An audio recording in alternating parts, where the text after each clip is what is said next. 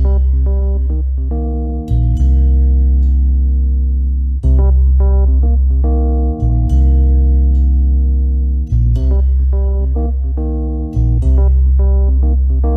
and welcome to another episode of Video Game Logic. Today's show was recorded on May the 9th, 2017. I'm your host, Gaming Psychologist, and bringing him back from his vacation, Caffeine Rage.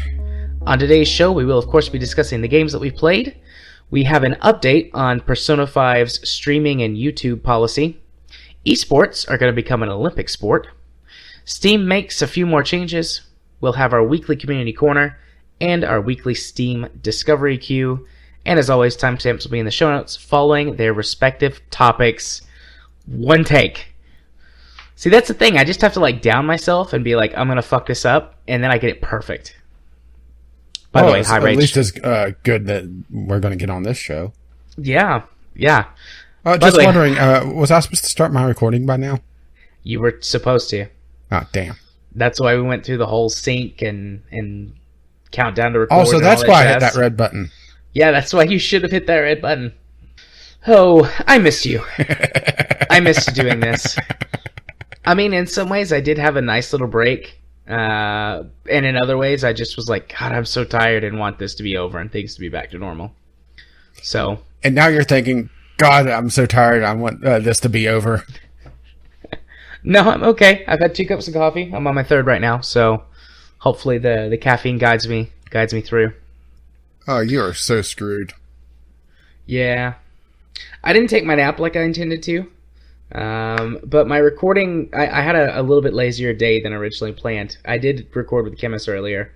Our 2nd episode. Yeah, cheating on me. Straight as a pretzel. Well, I mean, we talk about gay stuff. Although that's not very different than what I talk about here, but I have someone else to talk about gay stuff. Well, why shouldn't you be happy? Indeed, I should be very happy. But I did that. I had a couple of cancellations today, so I wound up sitting at home for a little longer than I thought I was going to. So I'm doing okay. I'll be fine. It's all going to be fine. Nothing to see here. Move along. But there is plenty to listen to here, so just keep your ear holes plugged with the sounds of our talking. Well, that was elegant. That was terrible. Although that's no better than usual, so, or no worse than usual. No, I'm going to disagree. I say that is probably a bit worse than usual. Is it? Yeah. I don't know. I always have a couple of really stupid, horribly worded things to say every episode, so it's fine. Yeah, but you usually at least get one of those out of the way in the intro, but I started to hang on to it. And people are wondering, why the hell are we listening to this still? Because you love us. I hope. I love you, even if you don't love me. By the way, tonight's podcast is brought to you by I'm Feeling Lucky on Google Play Music, currently playing Hoobastank. So, well, if we're sharing what we're listening to, I have Old Time Rock and Roll on Pandora going. A playlist or the song Old Time song. Rock and Roll? Okay. I won't sing it. I'll you. ruin it. And it's an excellent classic rock song. Yeah, you already kind of ruined an Eagles song already. Yeah. There's no real good way to segue from this to games. So do you just want to go talk about the games that we played? Well, occasionally we do talk about games. Indeed.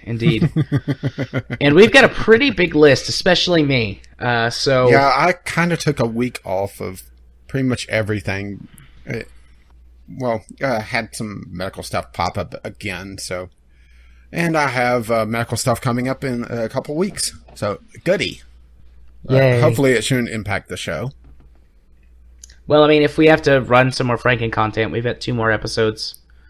So, I'm not too worried about it. Yeah, or we could just, get together at a different time and start talking about Life is Strange again, because I'm sure you still have stuff to talk about there as well. I've tweeted about it 2 or 3 times in the past week. I'm still thinking about that game. So good. Yeah, I've noticed. I keep listening to the soundtrack at the clinic, too. Like, people are walking in to my office, and they're like, "You're listening to that again?" I'm like, "Yeah, it's so good." You don't understand. You haven't played the game, Adrian. I'm not as hung up on it as you, I guess. I do like the soundtrack to it, though. Yeah. Especially because, like I said, or like we both said, we usually don't go for that kind of music, but so yeah, good. I'm just going to have to send you the Bastion soundtrack, I guess. I mean, I like the Bastion soundtrack as well. Just try to give your poor co-workers a reprieve. Please, anything but that. I didn't think a therapist was supposed to be driving people absolutely batshit insane, but there you go. Are you kidding? That's like the first thing in the job description. It's like, fuck with people, help them. It's 1 and 2 right there. So that's what Lucy was doing. She never got to step 2. Yeah, Lucy was just real bad at getting to step 2. I love how we tried to go to video games, and then we wound up talking about Charlie Brown and music. Yeah, so how about an absolutely ancient game that I didn't care for? Sure. The Sunday Sampler for me. Like I said, I took a week off, so only one in the last couple of weeks. The Blob. Or De Blob. De Blob. This is a recent port of a Wii game from, I guess, about 8 years now? 8 or 9? There's been a resurgence of just these old Wii titles, I guess. Their exclusivity contracts are running out with Nintendo, so they're coming out on PC. The Blob is one of those, but there's been quite a few of these lately. And I have to say, this definitely isn't a game for me. I think you would absolutely love playing this, especially, with your kid. Yeah. Because it's very colorful. There's a lot of little silly humor in it. But the thing is that I'm a big gameplay guy, and it bored me to tears. There's essentially 2 modes in this game. It's technically, I would call it a 3D platformer, even though there's not really a lot of platforming on this. It's more of a 3D painter where you're running around collecting different colors and painting buildings certain colors. And there's a lot of little mini games that you have to complete in each level to build up your points to unlock the gate to get to the next section of the level, and eventually you hit a certain level, or you hit a certain cap for the level, and that unlocks the end of the level, and you're able to leave. And you have a time limit to do this, and as you do each of the little mini activities, it guarantees you bonus time. And also, as you paint sections of the map, you also get bonus time as you essentially liberate the people that have had all the color sucked out of their lives, literally, by the Ink Corporation, as they declare a war on color. And boy, this would not float in today's political environment. No, it would not. It looks super cute. I think you're absolutely right that I would enjoy playing this with King. Yeah, it's one of those games that it's just not for me. And the thing, mostly because it is extremely repetitive. Granted, I only got to the 3rd level of it, and each level, there's sets of levels. There's the main level that is essentially your traditional 3D platformer kind of pseudo open world level. And then there's 2 sub-levels to it that if you get a high enough score on the main level, you unlock. And they're essentially a speed platforming level. And I didn't like either version of it. The speed platforming, it relies on painting certain buildings, certain colors, and a very, very, very, very tight time frame. Something on the order of, I think the longest one I ran into was 3-4 minutes long. But the thing is that the camera absolutely sucks in this game. It is definitely not made for, really even gamepad. I tried it with mouse and keyboard, just thinking, okay, maybe the camera would be better on that. No, it was actually worse.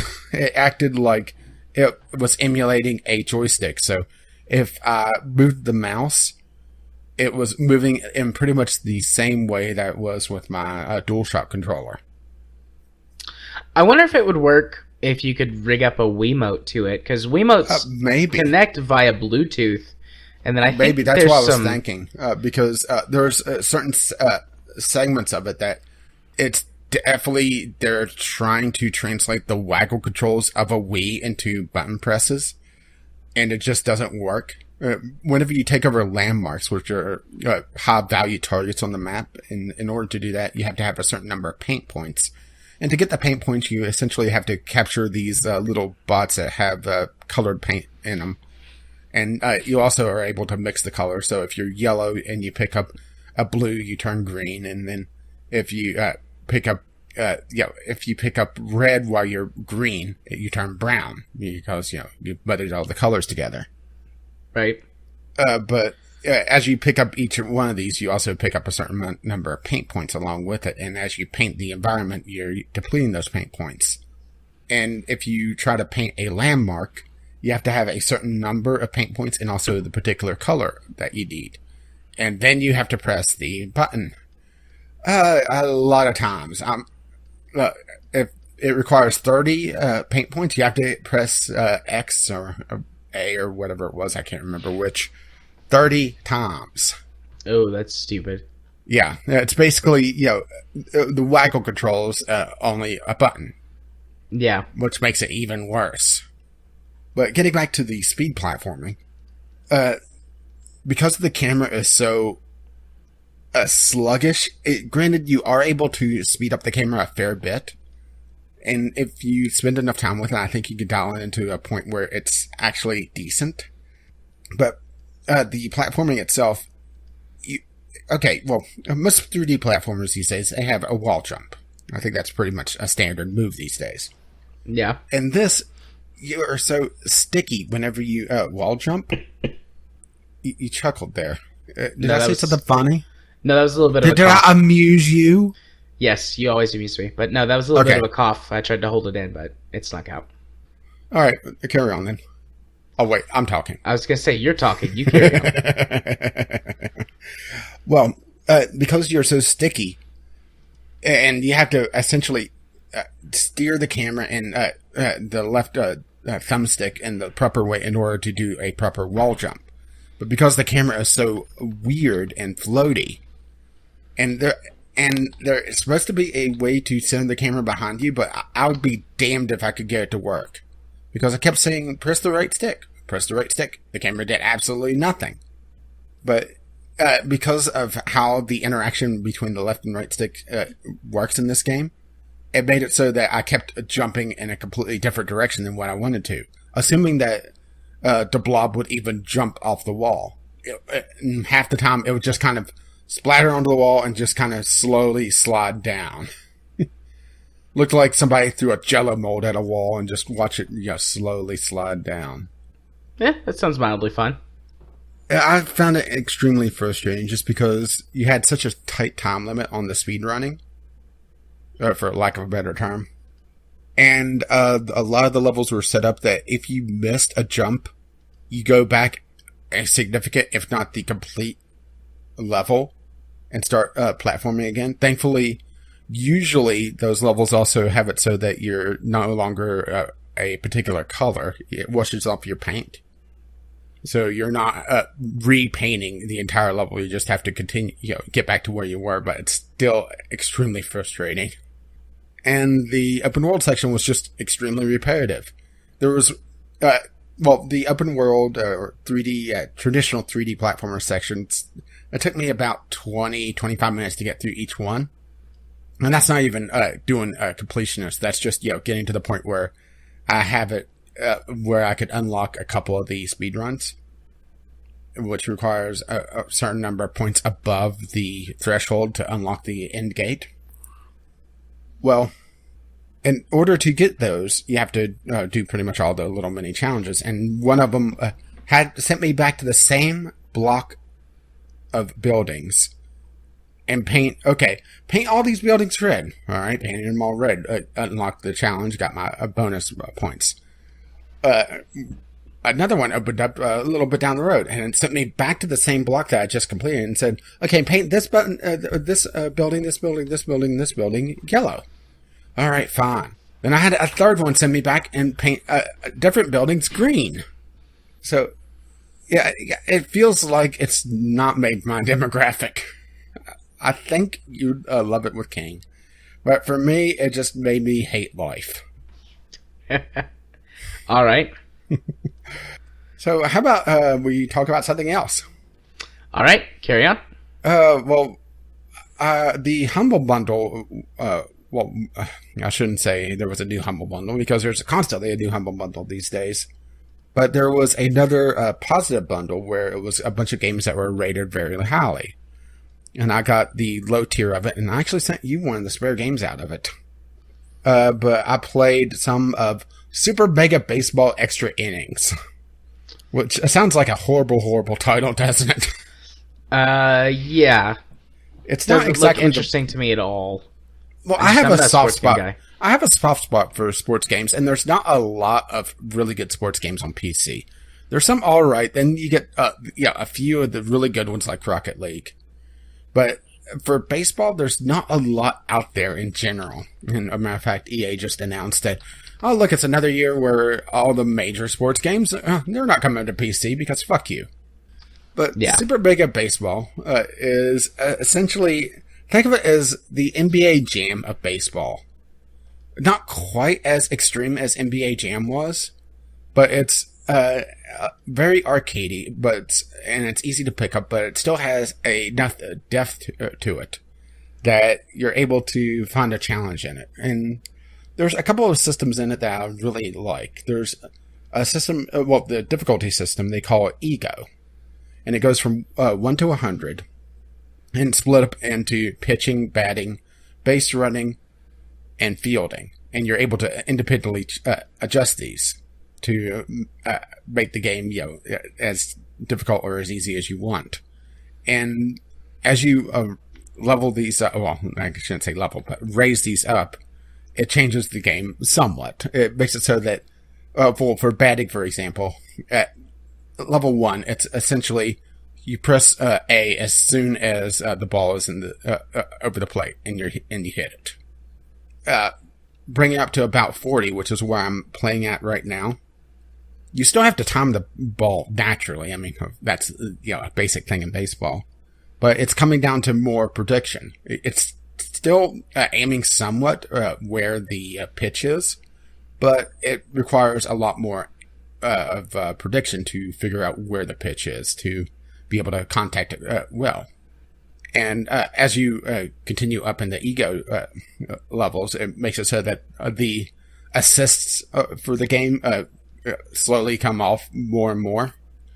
And according to the forums, it is exceptionally difficult once you start getting to about the 70s. All the training wheels come off, and the game stops holding back.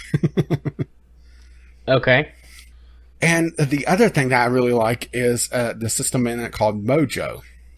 It's essentially the pressure system in the game, where in baseball, the game could get very streaky, where a pitcher gets rattled and starts behaving poorly, or performing poorly, I should say. Well, depending on the pitcher, behave poorly may also work. And it makes it so that it's a lot easier to hit off them. If a batter's doing particularly well, they'll get on a hot streak or a cold streak if they're doing poorly. And that's what the Mojo system is in this game. It only comes into play when it's a high-pressure situation. And the higher the pressure, the more the mojo of the player comes into play. If your mojo is high, it raises your stats. If it's low, it lowers your stats. So if it's 2 outs, bottom of the ninth, and your team is behind, that's a high-pressure situation for the batter, and a low-pressure situation if you're the pitcher, if you have the lead. So it'd make it so that the batter, it's a lot tougher for them to perform, assuming that they haven't done well previously in the game. And it's an interesting way of showing, of having it where it's a lot more realistic, where it has that pressure, but it doesn't feel so arbitrary. Because it's, yes, I realize that it is an arbitrary stat, that it's adjusting things by a certain amount, but it feels more natural, which actually was a little bit shocking in what's really an arcade game. Okay. And also the fact that it's one of those weird things that they actually allow female players in a baseball game. Oh, that's nice. Granted, it's literally just cosmetic. It changes no stats whatsoever. But the first time I was playing with my team and I had a woman step up to the plate, it's like, wait, what? I think the only other baseball game I've ever seen that does that is the Wii Sports baseball games. Oh, well, this is very reminiscent of the old backyard baseball. Granted, it's not as crazy as backyard baseball was, at least if I recall correctly. There's no... Well, I guess a good way to put it is the Mario sports games, where you have where there's no way that you're able to really predict a power move unless you have spent ages and ages playing the game. You know what I'm talking about? No. Trying to think of a good example. Mario Tennis, I think, had it where you had to pretty much know the power move to be able to try to counter it. But there's nothing like that in this. It's actually a really nice mixture between simulation and arcade. Okay. There's no, throwing the perfect pitch and it burrows into the ground until it pops up right in front of the plate and, goes through the strike zone. Nothing like that. Okay. I've really been enjoying it, though. I'm playing a medium-length season, which is, I think, 30-some games, and I'm about halfway through it. And each team, they have it set up where each team has their particular strengths and weaknesses. And, well, just like real life, because, certain teams are set up to have all power hitters. There's certain teams that are set up that are more defensive-oriented. And I'm definitely seeing, which teams are definitely better than others. Granted, I'm still kind of dialing in the difficulty system to where I'm at. I've been enjoying it. It's been a really good pickup for $1. Nice. Well, I'm glad you enjoy it. It looks okay, but just I'm not... They do have a second one coming out that it doesn't have quite as goofy of an art style. It's a little bit more realistic. Granted, it still looks like it could be on a Wii or Wii U. But it's, it's a little bit more on the realistic side. But hopefully they have it where it still has the same gameplay. Because that's what I really like about this is that a lot of baseball games, it's either over-the-top arcade action or it's super simulation. There's not a lot of in-between, and this feels a really good mixture of the in-between. Okay. Cool. What else you got? Alright, my last one is I picked up Besiege again. Played it a little bit, yesterday evening. And it's been a while since I played this, and they've added a lot to the game.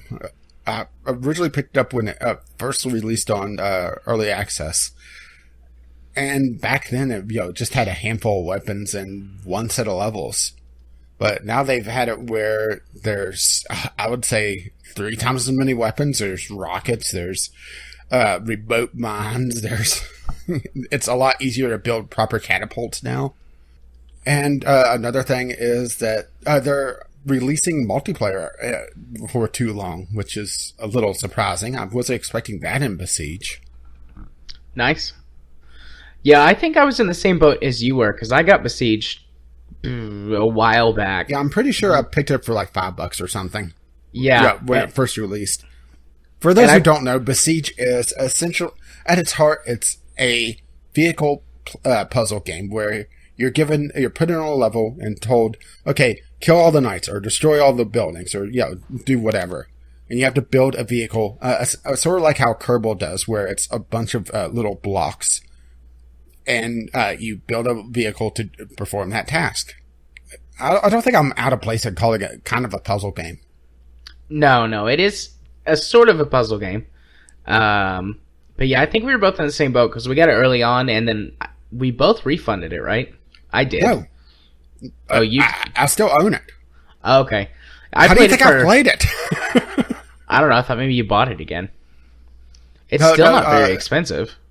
No, the only game that I refunded in early access was now I'm blanking on the name of it, the space game, because I kept having stations drop out orbit. Right. Okay. It wasn't that big a discount either, so, and they were talking about how it wasn't going to increase in price, so I just refunded it. But Besiege, it's one of those games that I think if it's a very love it or hate it game, because I think there's a lot of people that look at it and just kind of write it off, particularly because of the art style, because it's set up so it looks like miniatures, little models, but and particularly how all the characters move, and with the depth of field especially, which I just absolutely love its art style. But it's one of those games that I think a lot of people write off because of that art style. And it's a lot deeper than what a lot of people want to give it credit. Even now, it's still barely in early access. I think it only has 2 sets of levels, maybe 3 out of planned 5 or 6. So I guess that puts it about halfway through. But they're also doing the multiplayer. They redid the engine to Unity 5 so they could have the 64-bit operating system on it, like Kerbal did. Only it took them a fraction of the time.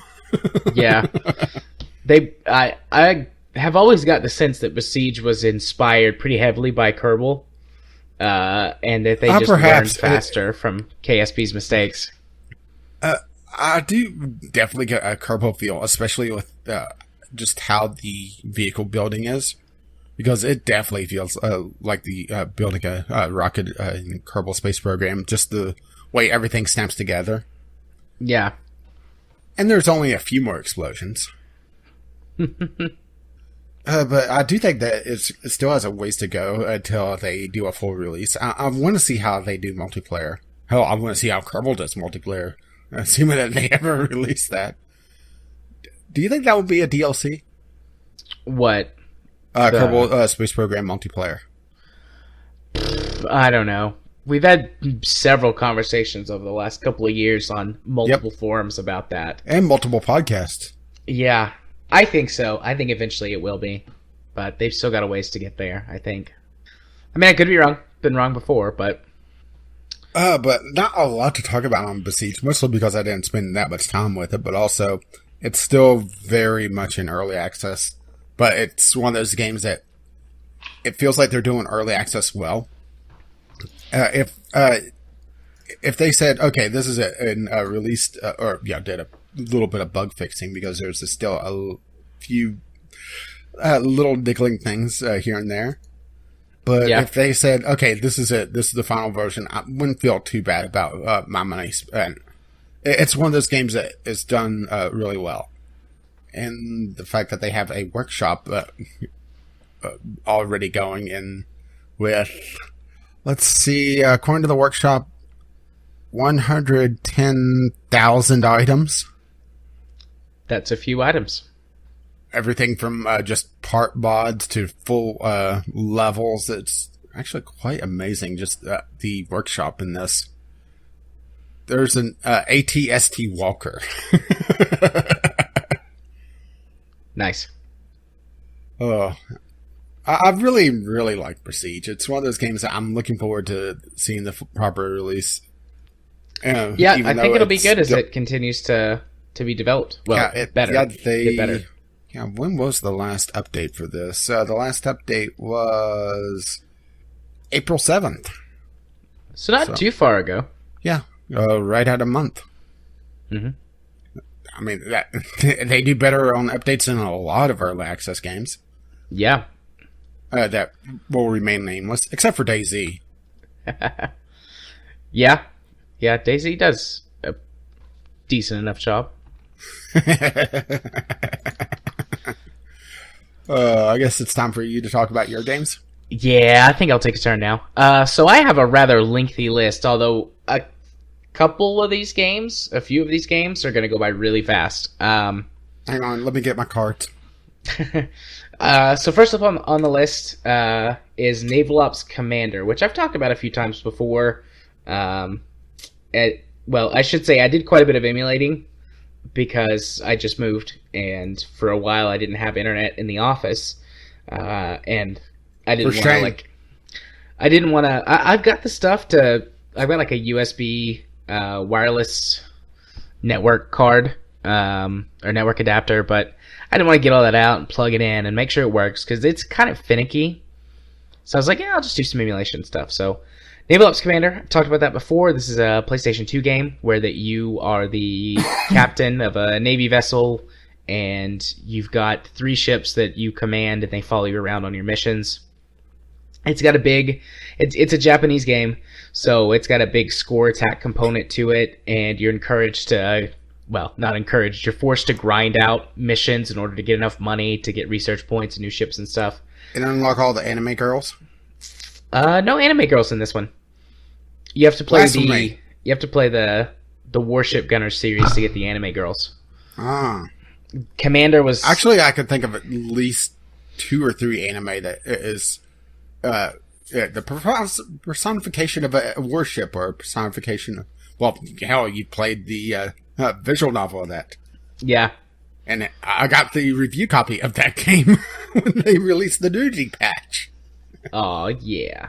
But anyways, I mean, the reason that I go to this game is over and over again is it's the only game that I've ever seen, this series in general, the only games I've ever seen that have a really in-depth designing aspect of the game where that you get to create your own ships. And so I'll just spend a lot of time in the design lab making different ship types. And this game has got it starts out in World War II and goes to future sci-fi craziness. So you can get lasers and ships with big drills and saw blades on them and all kinds of stuff. But I'm still in I'd say I'm in the mid 20th century, the 1950s, 1960s technology. I've got some basic ship-to-ship missiles and the very first jet aircraft and things like that. I'm only a third of the way through the campaign. So, I mean, I'm going to keep playing it. Naval Ops Commander is the game that I go back to time and time again. I play through it usually once a year or so. And I'm going to keep playing through it. Since you love designing ships, granted it's spaceships and not warships, I'm going to suggest check out Starship Corporation. I already own that game. Well, I didn't check to see if you own it. I'm ahead of you there. Fun game. Actually, I played the alpha, so I'm ahead of you. Wah, wah. But anyways, so yeah, I mean, that's really all I have to say about Naval Ops Commander. I've talked about it a whole bunch in depth, and I'm not going to go over everything again. The next game I played, another emulated title, Front Mission 4. I've also talked about this game in a podcast previous, although I think it was 30 episodes ago. So it's been a while. Front Mission 4 is a turn-based strategy game where that it's a mech combat turn-based strategy game. And again, big design aspect. You get to build the mechs pretty much from the ground up, choose different leg styles and weapons and etc. It's got a really interesting and fairly decent story campaign. I mean, there's no multiplayer component or anything to it, but the story is actually pretty well thought out. The design aspects of the mechs are fun, and I like all the characters. It's a very long campaign, though. And it also, being a Japanese game from the early 2000s, is very big on wanting you to grind out extra missions and bonuses and challenges and stuff to get enough money to have the top-of-the-line stuff for missions. So it takes a while to get through that game as well. I only played 2 or 3 hours of Front Mission 4. So I'm in the, I don't know, 4th or 5th story mission. So breeze through that one. Gran Turismo 4. I hadn't played Gran Turismo game in a while. I started a new career, and I've got 3 or 4 cars now. But I don't even drive. This is another really good podcasting and eating game. If I'm hungry and I want to play a game, listen to a podcast, and eat all at the same time, I'll fire up Gran Turismo 4. Because I just play B-Spec mode, which is where that you are a race team manager. And you don't drive, you just give general directions to your driver and manage the cars and stuff. Stop fucking up. Pretty much. B-Spec mode was introduced in Gran Turismo 4, so it's pretty basic. It's got nothing on Gran Turismo 5 or 6's B-Spec modes, but still, I mean, the general bit that I like is there. Just playing the manager instead of the race car driver, so... But yeah, I think the last time I played a Gran Turismo game was Gran Turismo 2. I think. Yeah. Oh, it's been ages. The only thing I could really remember about Gran Turismo is so many licenses. Yes. Oh my god. Thankfully, B-Spec mode lets you skip the licensing. Can you imagine having to try to get your driver licensed and watching them fail over and over and over again? Yeah, that'd be terrible. Yeah, I got my start in racing games with Gran Turismo 2. Like, simulator racing games. And then I went back and played Gran Turismo 1, and then Gran Turismo 3. Maybe I got turned off from hard simulators because I had a friend that he would win a race, and every time he would just barrel through the track and basically pinball off of walls. Yeah, you could do that in Gran Turismo 1 and 2, but 3 put a stop to that, because if you drove into things too much or drove off of the track too much, you would either your car would actually crash or you would incur speed penalties for things like that. So they put a stop to that. Does Gran Turismo still not have a damage model? Later Gran Turismos do, but it's really minor. Like Gran Turismo 4 has got a damage model, but it's super minor. Like if you smack into a wall at like 100 miles an hour, you'll crack your windshield. The blasphemy. Yeah. Gran Turismo 5 has got a bit more of one. You can see some damage on your car, and your cars get dirty during races. I think Gran Turismo 6 has got a more fully realized damage model, something more along the lines of the Forza damage model. But nothing like Grid. Grid probably has the best damage model of a racing game I've ever seen. I mean, you could fuck your cars up in Grid. Well, you could always go to the extreme and Beam. Beam NG, I believe it is. I've actually never played Beam. I've never played... Well, I played the tech demo of that. It is amazing. It's on Steam. There's Beam MG, and then there's, Wreckfest as well, or back when they were calling it New Car Game. Yeah. Or Next Car Game. I played it back when it was Next Car Game. I had an alpha access to that back when I was writing reviews for Left Stick Down. Yeah, just the damage modeling on Beam NG Drive is astounding.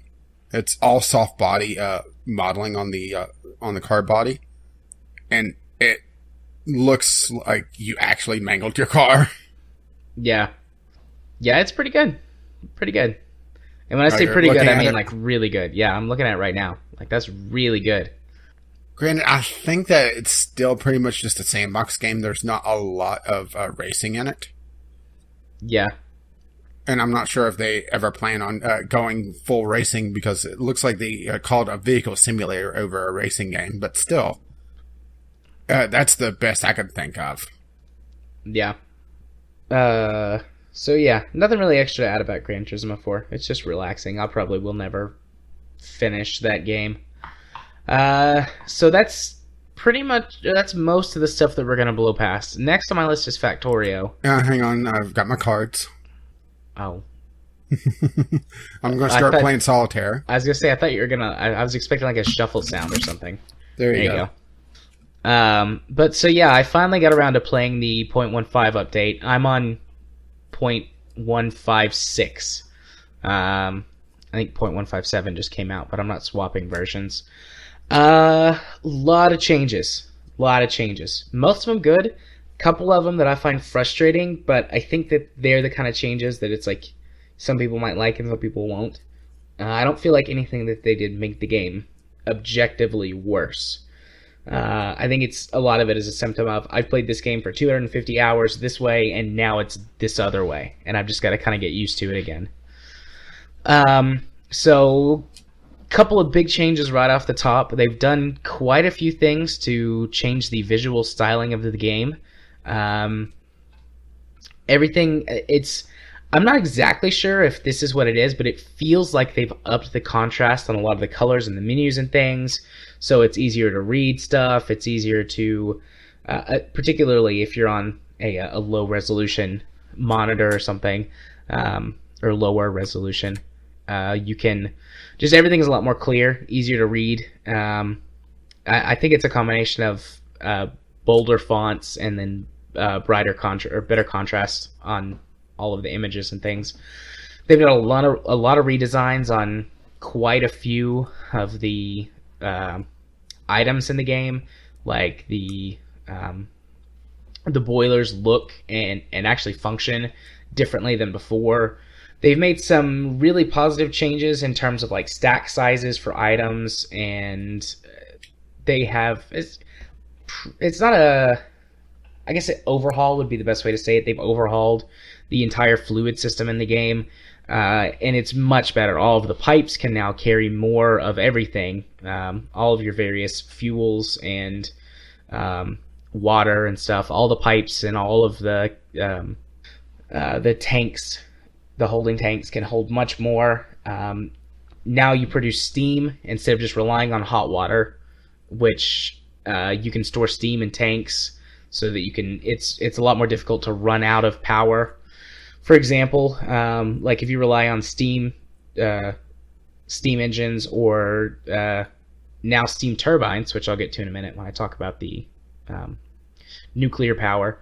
But you can store steam in tanks so that it's much more difficult to run out if you start pulling too much from your power grid. Because before, if you start pulling a lot of power from your grid and you don't have sort of an overabundance of production, hot water production, you would very quickly run out of power because all of your steam engines would use all of your hot water and you couldn't produce enough to make up for it. But now, since you can store steam in tanks, that's a lot more difficult to do. Not impossible, but more difficult.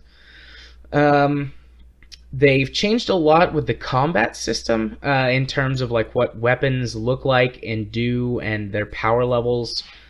They've balanced out guns a bit more so the pistol and the machine gun don't drop off so quickly in effectiveness.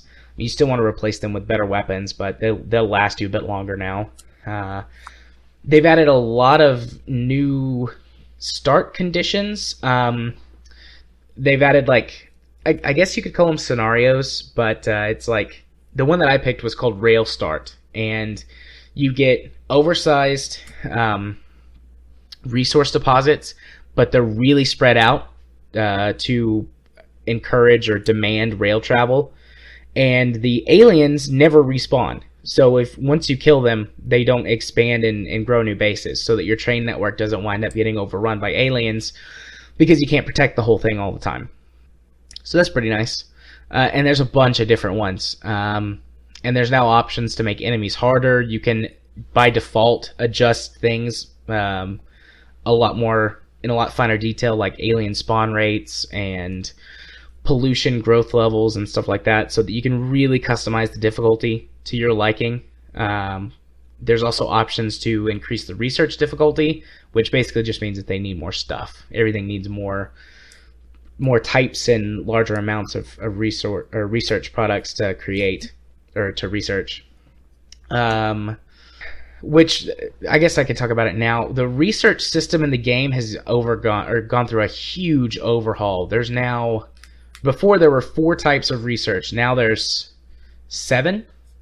And they've changed up the recipes for everything after green science. So red and green science are still the same, but blue and purple science are completely different. And then now you have gray science and gold science. Gray science is military research, and then gold science is like what used to be what purple science was, like your top of the line science. And then you also get science, white science, from launching rockets into space. And you use that on their new sort of like treadmill game mechanic to keep you going. There's one research tree that like goes to infinity. It just requires more and more and more resources to advance, and it basically just increases all of your production efficiencies by like 1% every time you research it. There's a lot of new research as well, not just the nuclear power related stuff. There's more upgrades for things like your tank and your car and for trains, so that particularly for the tank and the car, they don't become completely outclassed by power armor in the late game. They're still useful for more than just clearing trees. And then trains can get speed upgrades and braking upgrades and power upgrades so that you can use more cars and things like that. There's now specifically tanker cars so that you don't have to rely on that stupid barrel loading and unloading system to transport oil and other liquids around. You can just load them up into a tanker car.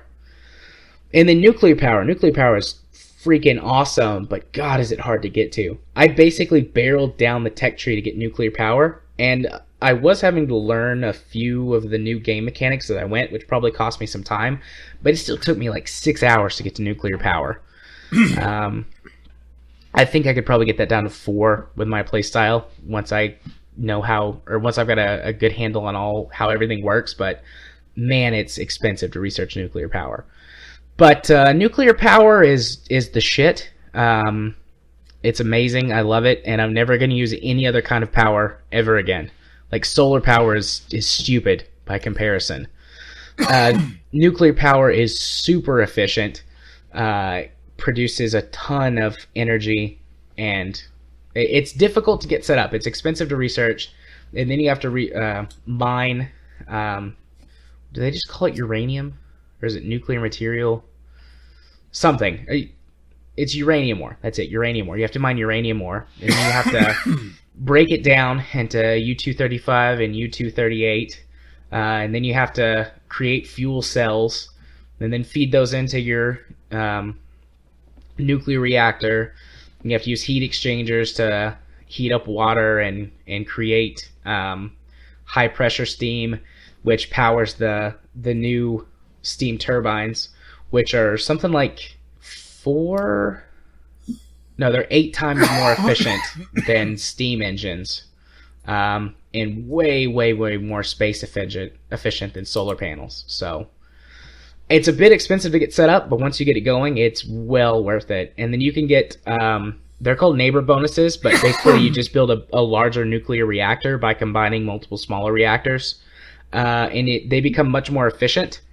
Your first, like, putting 2 nuclear reactors together into one larger nuclear reactor gives you a 100% efficiency bonus to your heat production, but does not increase your fuel usage. And that kind of tapers off as you add more and more together. I think 6 is where that you get no more bonuses for building larger nuclear reactors. But yeah, nuclear power, where it's at. I mean, that's the future, both in Factorio and in the real world, at least in my opinion. But that's really all I'm going to say about Factorio. I tried to condense it down as far as possible. Number 1, I have not got anywhere close to the end game yet, and number 2, I didn't want Rage to kill over. So I'm done with Factorio for now, Rage. I think he died. Okay. Well, while he finishes his game of Solitaire, I've got more games to talk about. Yeah. So next game on my list is a game called Wheelie. And Wheelie is a little kid's puzzle game. You play Wheelie, a car, and you go on adventures. I remember him in Portal 2. Was Wheelie in Portal 2? Oh, that was Wheatley. Oh, Wheatley. Okay. There actually is like some Portal stuff, like Portal reminiscent stuff that happens on one of Wheatley's adventures. So I didn't know if you were serious or not. But anyways, yeah, it's just a little kid's puzzle game. It's super easy for me, but I play it with King, and so I mean, they're very age appropriate for a 3 to 4-year-old, and we have a good time. He's like, Wheelie! Oh no, Wheelie crashed! Oh no, Wheelie's burning! He's in hell! Wheelie can die some gruesome deaths if you really think about it. Like a kid, my kid's like, haha, Wheelie's on fire, and I'm like, no, Wheelie's on fire. That's terrifying. He's burning to death. He can fall into. It's only terrifying if he starts screaming. He falls into acid and melts, and he can get eaten by like a dinosaur. Because one of Wheelie's adventures, he travels through time. I mean, it's just a fun little kids game. There's nothing really special about it. I mean, I would never recommend this to anybody unless you specifically were going to play it with your kid. Or you're stoned out of your gourd. It might be okay if you're stoned out of your fucking mind. But I mean, I would never just play this, but it's a fun time with my kid. It's good. It's totally safe for kids. And then next on my list, I almost completely forgot about these games that I played them, so that tells you how good they are. Call of Duty Advanced Warfare and Call of Duty Infinite Warfare. And I'm saying them together because they're basically the same game.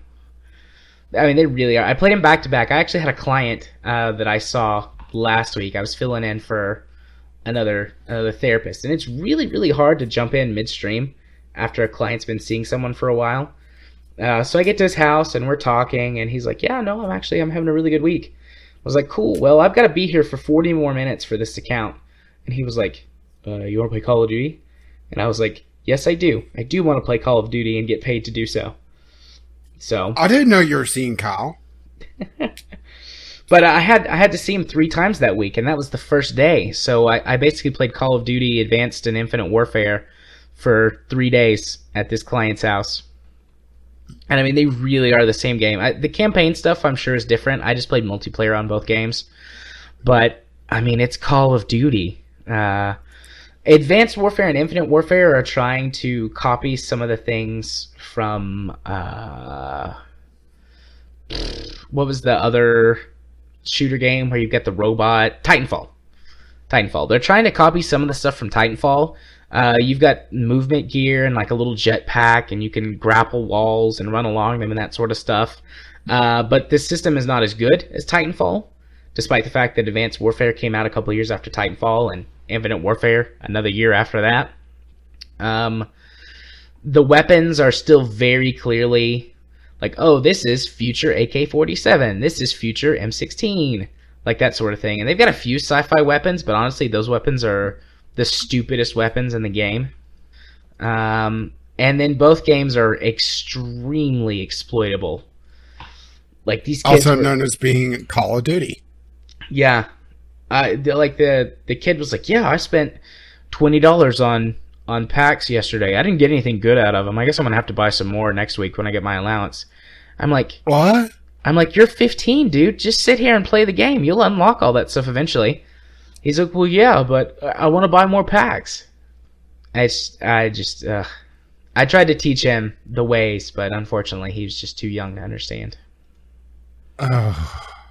And this is why AAA gaming is not for me anymore, it seems. Yeah, it's not for me either. I have Advanced Warfare. I never opened it. Like, I've had it for a year and a half. I think I got it for Christmas last year. And I never opened it. And I got home and I was like, you know what? I've only played this game for a couple of hours. Maybe I should play it for a little bit more. So I got it out. I put it in my Xbox. Spent 8 years waiting on all the updates to download and everything. Went and played it, and it's not any better when I'm playing it on my bigger TV on my couch. And also, well, I'm sure the next Call of Duty, where they're going back to World War II, will be completely different. Yeah, like I said before, it's the past version of the M2. I'm excited about the premise of doing that because I think it would be refreshing to have these games go back and not be about sci-fi stuff. Like we have enough sci-fi shooters. It's been at least how many years since we had a major AAA title storm the beaches of Normandy? It's been like 6 minutes, I think. Before we started recording, I came up with the idea of how to change this up. All right? Instead of Operation Overlord, Operation Mincemeat. No, I'm not joking. Is there an actual Operation Mincemeat? Operation Mincemeat was the misinformation campaign that the British performed to cover up for D-Day. Oh, interesting. Do that in Call of Duty. The actual planned campaign. So instead of storming the beaches of Normandy, if I recall correctly, it was Greece. It was a complete misdirection to pull all of Hitler's forces away from Normandy. And it worked. Yeah. But can you imagine a World War II game going through Greece? That would be fun. And, that'd be different, for sure. And the Eastern, the Eastern European, without it being the Russians. Yeah, I'm. But just alternate history of some of the possible battles, and not do it like Battlefield 1, where it's still.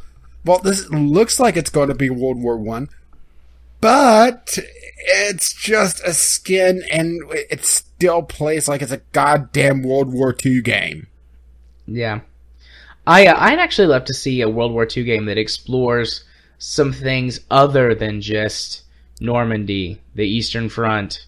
Well, I understand why Normandy and Operation Market Garden, and all the traditional maps are there. It's because those are the big set pieces. That is the big battle. Operation D-Day is the first thing that I think a good chunk of people think of when they think of a World War II battle. Yeah, but World War II was... And the fact that I said Operation Mincemeat and you thought I was joking. I'd never heard of it. I mean, and that's actually surprising to me, because I'm a big history buff, particularly World War I and World War II. Like, I found those eras... If I recall correctly, it was kicked off, they dropped the body of a homeless man with fake credentials in the Mediterranean and let him float around for a while to essentially, acted like, he fell off a ship or something, and he was carrying classified, sarcasm quotes, information. Yeah. You are correct. I've got the Wikipedia page pulled up for Operation Mincemeat. But yeah, I would love to see a World War II game that focused on some of the other aspects of the war that weren't the big set pieces, because there was battles all over. There was a ton of stuff that happened. But I can't hear you fighting in Operation Market Garden.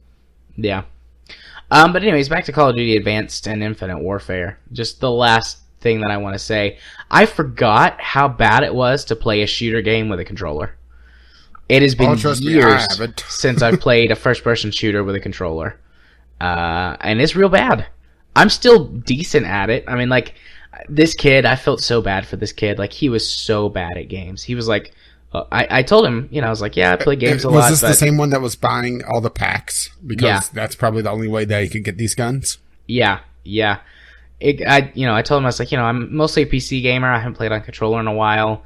I'm sorry if I play badly and drag the team down. And I was, like, getting double or triple this kid's score. And he was like, I thought you said you were bad. And I said, no. I said, it's been a while since I've played. I guess I just haven't forgotten as much as I thought I had. And in my head, I'm thinking, no, dude, you just really suck. Okay, like, you're real bad. Since we're not getting names, what was he doing? He wouldn't slow down. He was your typical, like, I'm going to run around and sprint at full speed and never look at anything, and I'm never going to aim, and I'm only going to pick, like, the shotguns, and I'm going to rage and blame everyone else for all my problems. And I just, like, went through and I was like, okay, this gun looks I love like... how you just ignored that one. What did I miss? You said rage, and I said yes. Oh, ha. But, I just grabbed a couple... Like, I spent the first match, like, just trying out all the different custom classes that he had, like... And tweaking a couple of things. And try to find the least terrible one? Yeah. And basically I just, like, got a rifle. I don't know what it was. It's future M16 or whatever. And I just would take my time, not sprint everywhere, check corners and things like that, and, just take it a little bit slower. And I got way more kills than this guy. So in other words, he was doing the Call of Duty equivalent of get ball, want ball. Pretty much, yeah. He sprinted everywhere, jetpacked everywhere, wall ran everywhere, didn't stop, just go. We played gun game, which is... you start off with a decent gun, and every time you get a kill, you change to a different gun. And I think the last kill, at least the Counter-Strike version of it, you have to get a melee kill. It's similar to that.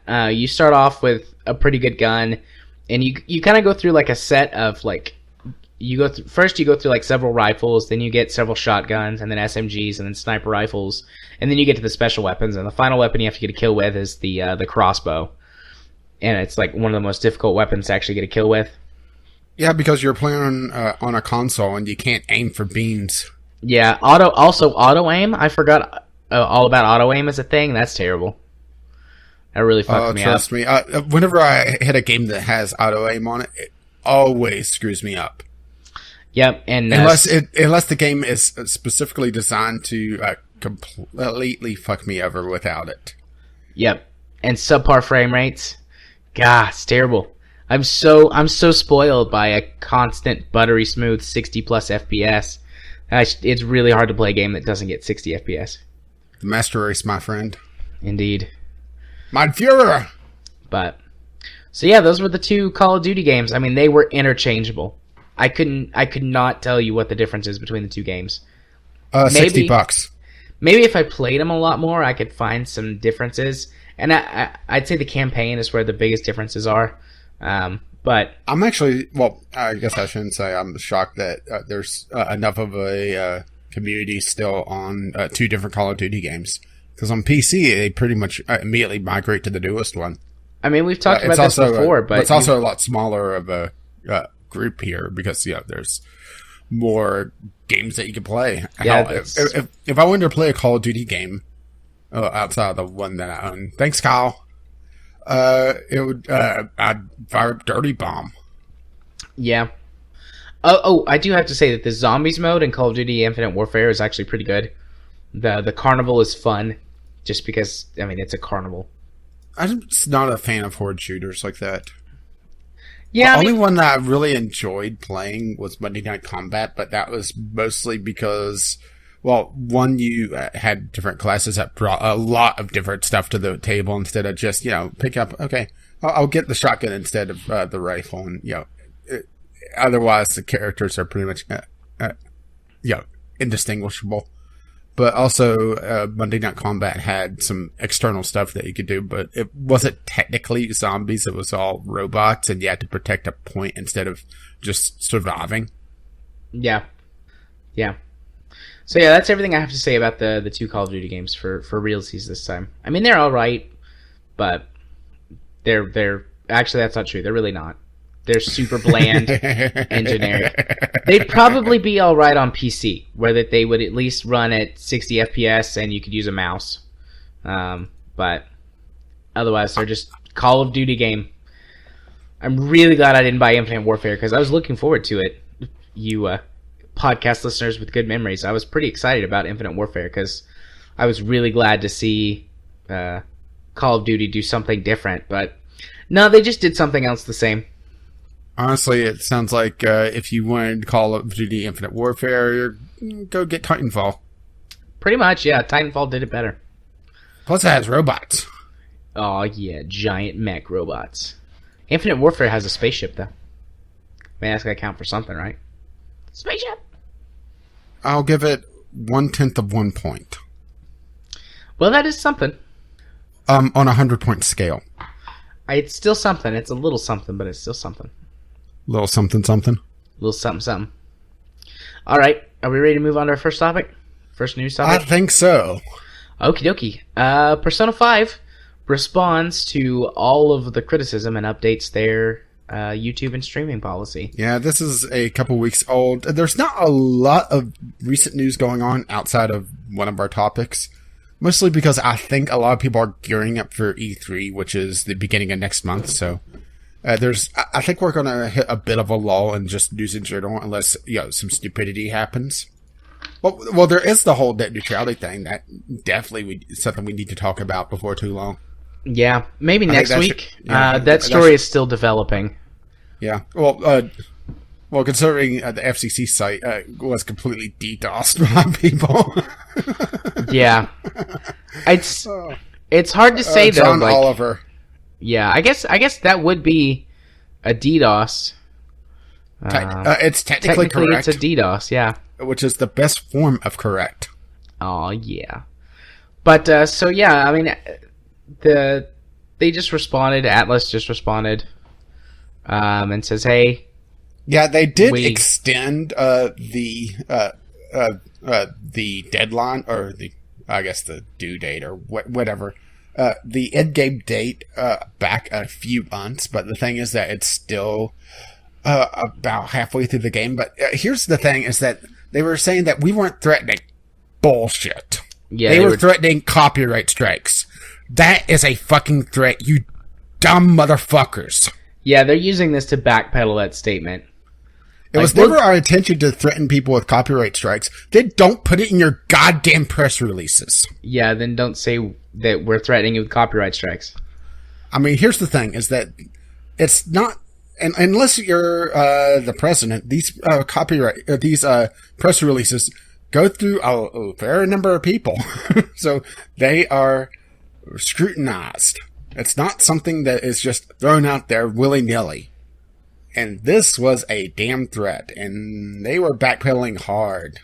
But the thing is that, there's still the threat there because, they're saying, well, you shouldn't stream or post videos beyond this certain date, otherwise we may come after you. This just pisses me off and makes me kind of glad that I don't have a console, so the temptation isn't even there to play this game. Yeah.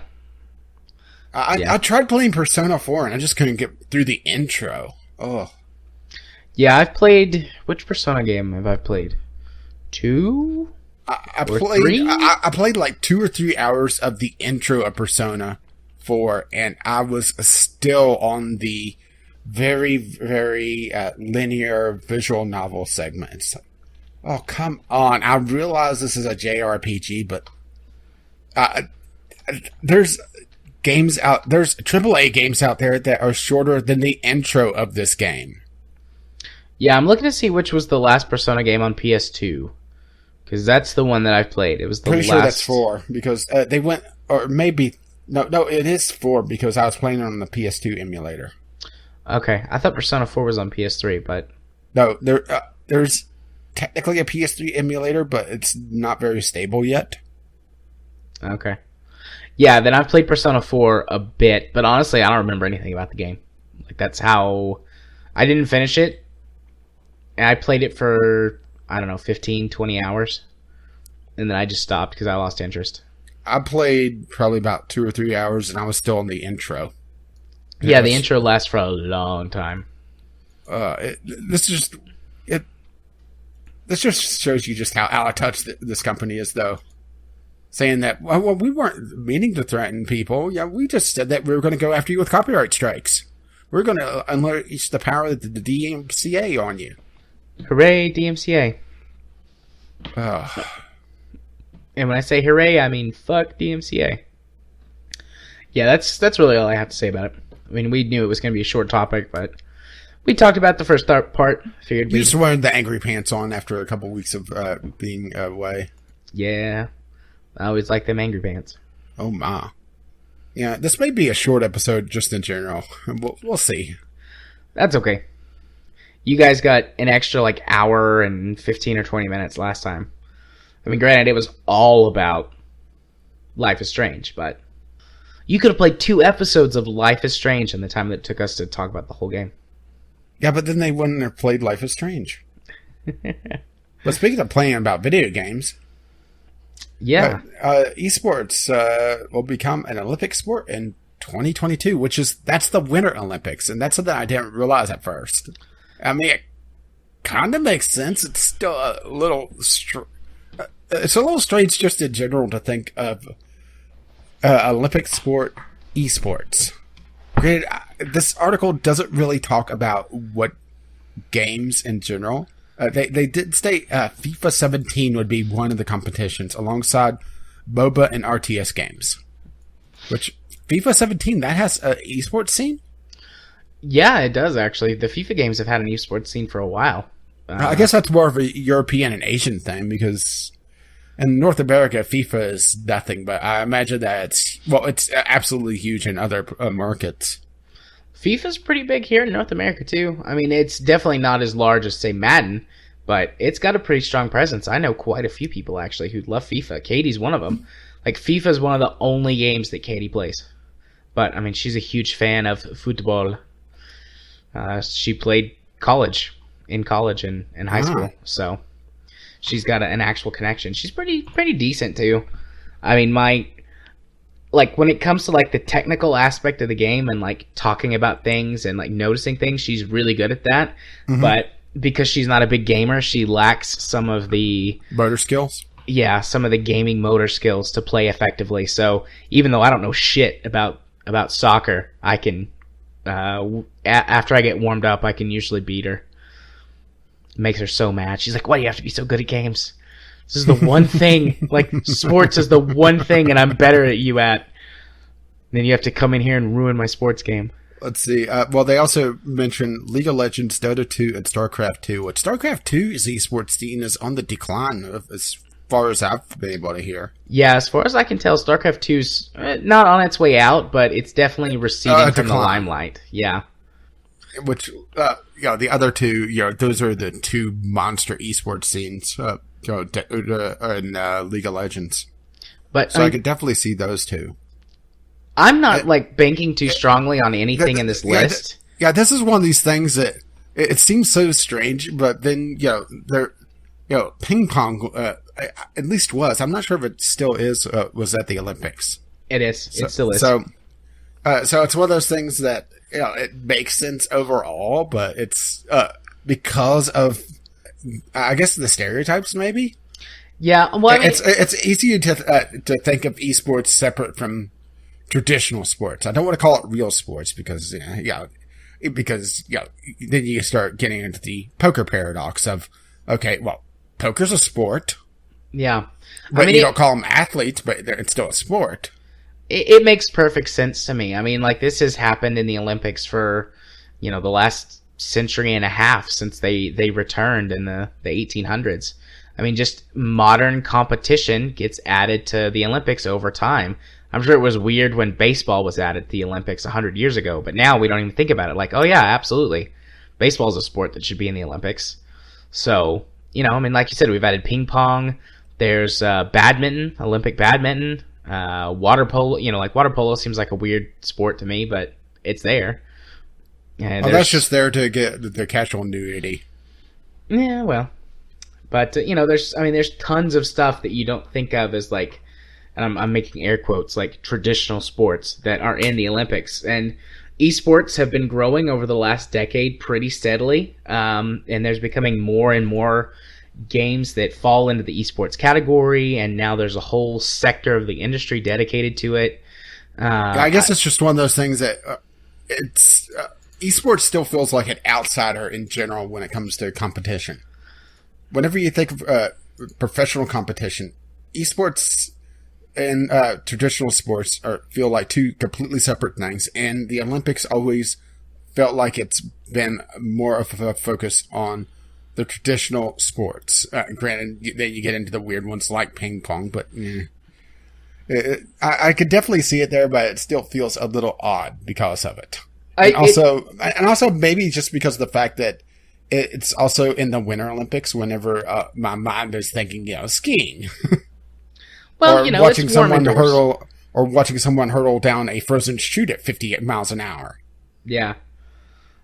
Or, what's the thing where that they, push the puck and scrape the ice? Hockey? No, not hockey. Curling? Yeah, curling. I was going to say, if you can't think of hockey, then you have a problem. No, curling. Especially with Kyle. Curling is a really weird sport, but it's there. So, yeah, it makes sense to me. But what I was saying is, I'm not banking on any of the games that are listed, because that's in 5 years. Yeah, true. Who knows because the gaming market is relatively volatile compared to other markets and other sports. Well, who knows what the esports scene just in general is going to do in 5 years as well, because that's the thing is that, and probably another reason why I'm balking at this just a little bit, is that there's rising stars that pop up just overnight. Just there's a little bit of an esports scene with Clash Royale. Yeah. And that came out of nowhere. So, how are they going to try to determine what games? I'd say for this go-around, they'll stick to the really heavy hitters, which is probably why they've said what they have, Dota, and League of Legends, and StarCraft. Okay, well, here's a problem. Why are they considering at the time 5-year-old sports game? Yeah, I don't get FIFA 17. That does not make sense. But the other games I'm assuming that they mean just FIFA in general, and have it be FIFA 20 probably 2021 or Yeah. because of how time works, or whatever they decide to call FIFA in 5 years. But it's one of those things that I would think that the Olympics would require something to be a little bit more stable than the esports scene, because we are talking about how StarCraft 2 is on the decline. Where is it going to be in 5 years if Blizzard can't do something to revitalize it? Or if StarCraft 3 somehow comes out in 5 years? And once StarCraft 2 came out, this esports scene for StarCraft 1 was pretty much gone outside of the extreme edge cases of it in, well, let's call it South Korea. Yeah. So, what? I love how you're like, let's call it something out of thin air, South Korea. Like, the obvious answer. But that's the thing, is that are they going to be set on, okay, we're going to do StarCraft 2. Oh, crap, StarCraft 2 is no longer relevant. It's, some other RTS, or it may not even be an RTS in, a few years. It's just one of those things that, where will they try to draw the line? Where will they try to find the stability of, an Olympic sport? Yeah. Who knows? Who knows? And also, these games are very different from one another, so you can't say, okay, well, we're just going to have the blanket esports, and, we're going to throw, let's throw console Call of Duty in. Oh. Woohoo! Let's not do that. Console Call of Duty has a heavy esports scene, surprisingly enough. Yeah. Because, any game that has a bunch of auto aim in it definitely has an esports scene. Yeah. But then again, what can I say? Because Hearthstone has an esports scene and that has a bunch of RNG in it. Even more so than a traditional card game. Oh, there we go. We should have Magic the Gathering be an Olympic sport. I actually would love to see that. Just the commentary. Can you imagine trying to do commentary of Magic the Gathering with how complicated that game is?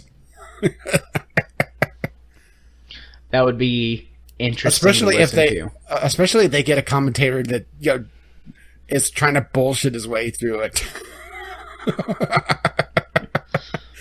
Oh, it looks like they're going to tap that land. Really, really tapping that land. Oh, they're going for the big one. Oh, 4 land they're tapping. Look at that, 4 land. This is going to be a big play. Oh, it got countered immediately. And now we wait. I activate my trap card. Oh.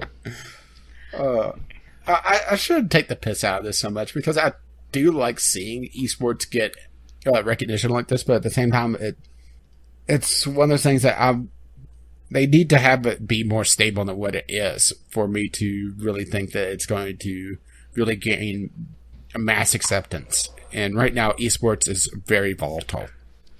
Yeah. And also, a lot of the problems with esports is that it's not that great of a spectator sport. We've talked about this before, where esports, the games that are traditional for esports, are very, very complex. Let's just use StarCraft 2 as an example. Talking about various builds, various army compositions. That requires a very specialized commentator. Yeah. And that's not even getting into, just general tactics as well. Yeah. And unlike other sports, it's very difficult to just pull a pro, and make them a commentator, because the games will change. I mean, it's possible that one day we could see a game that's like, this game becomes a specific sport unto its own. StarCraft 2 is probably the closest we've gotten to that, but time will tell if that actually lasts. All right, let's just make but Rocket League the Olympic esport. Rocket League would be I would watch I probably wouldn't watch the Olympics of StarCraft, but I absolutely would watch the Olympics of Rocket League. It'd be amazing. It'd be video game figure skating, essentially, because some of the really skilled Rocket League players are just absolutely fucking insane. Yes, I wish I was half that good. Jeez. I wish I was an 8th. Yeah. Someone just doing an aerial, bounce it off their car, bounce it off the wall, bounce it off the ground, onto their car again, and into the goal. And that's just the ones you see on Reddit. Yeah. Hey, once I actually hit the ball even close to where I was aiming. Yeah. Man. So, do we really have anything else to say about this other than it does seem a little bit strange, but it's nice to see esports getting recognition? No, I don't think I have anything else to add. I think, in around 2020, where things are starting to really solidify for 2022, I think that's when we'll see a definite list of what games will be there. And I do think that they need to make sure that is diverse because, they're talking about 2 MOBAs, well, at least on this list, 2 MOBAs, a sports game, and RTS. And that doesn't, for one, you don't have any shooters at all, which seems a little strange because you do have quite a few different shooters with a heavy esports scene. Just Counter-Strike. Counter-Strike has an absolutely insane esports scene behind it. Granted, Valve does promote the ever-living hell out of it, so you have Counter-Strike. I did take the piss out of Call of Duty, but yeah, Call of Duty's esports scene as well. Battlefield has a couple. Granted, those are usually funded by EA, but yeah, I'd like to see different genres. Just not have the blanket esports and have the 2 MOBAs and RTS, which is essentially the grandfather of MOBAs. And let's pick a random sport game. Am I picking? What would you pick? FIFA. Since we talked about it, I'll pick FIFA. All right. Well, are we moving along? Yeah. Let's go ahead and move along. Actually, I think it's time for a bathroom break and a coffee refill break. And we're back from our little break, and I picked up some chocolate along the way. And I had a banana. Yeah. And a banana nut muffin. Actually, just a small banana nut muffin. I really like banana nut muffins. They're one of my favorite kinds of muffins. Right after blueberry. I think my favorite is lemon poppy seed. They're okay. I'm not a big fan of like the seeds, the texture that you get in your muffin. Just not a big fan of that, but they're not bad. I would eat one if someone gave it to me and was like, "Hey, have this muffin." I'd be like, "Thank you very much." And then immediately fail your drug test. Yeah, fail all my drug tests. No, I swear it was the muffin. I test positive for muffin, not that. So next on the topic list, Steam. They're making more changes again. We've got several articles that we kind of rolled into one topic. Yeah, Steam decided, let's break our vow of silence and have 3 fairly decent-sized blog posts. Yep, I'm open them all right covering a fair variety of topics. Let's start. I think the one we should start with is the how they changed the gifting system. Okay, let me pull that one to the because this is actually a pretty big change. Yep, I'll let you go through it as you usually do.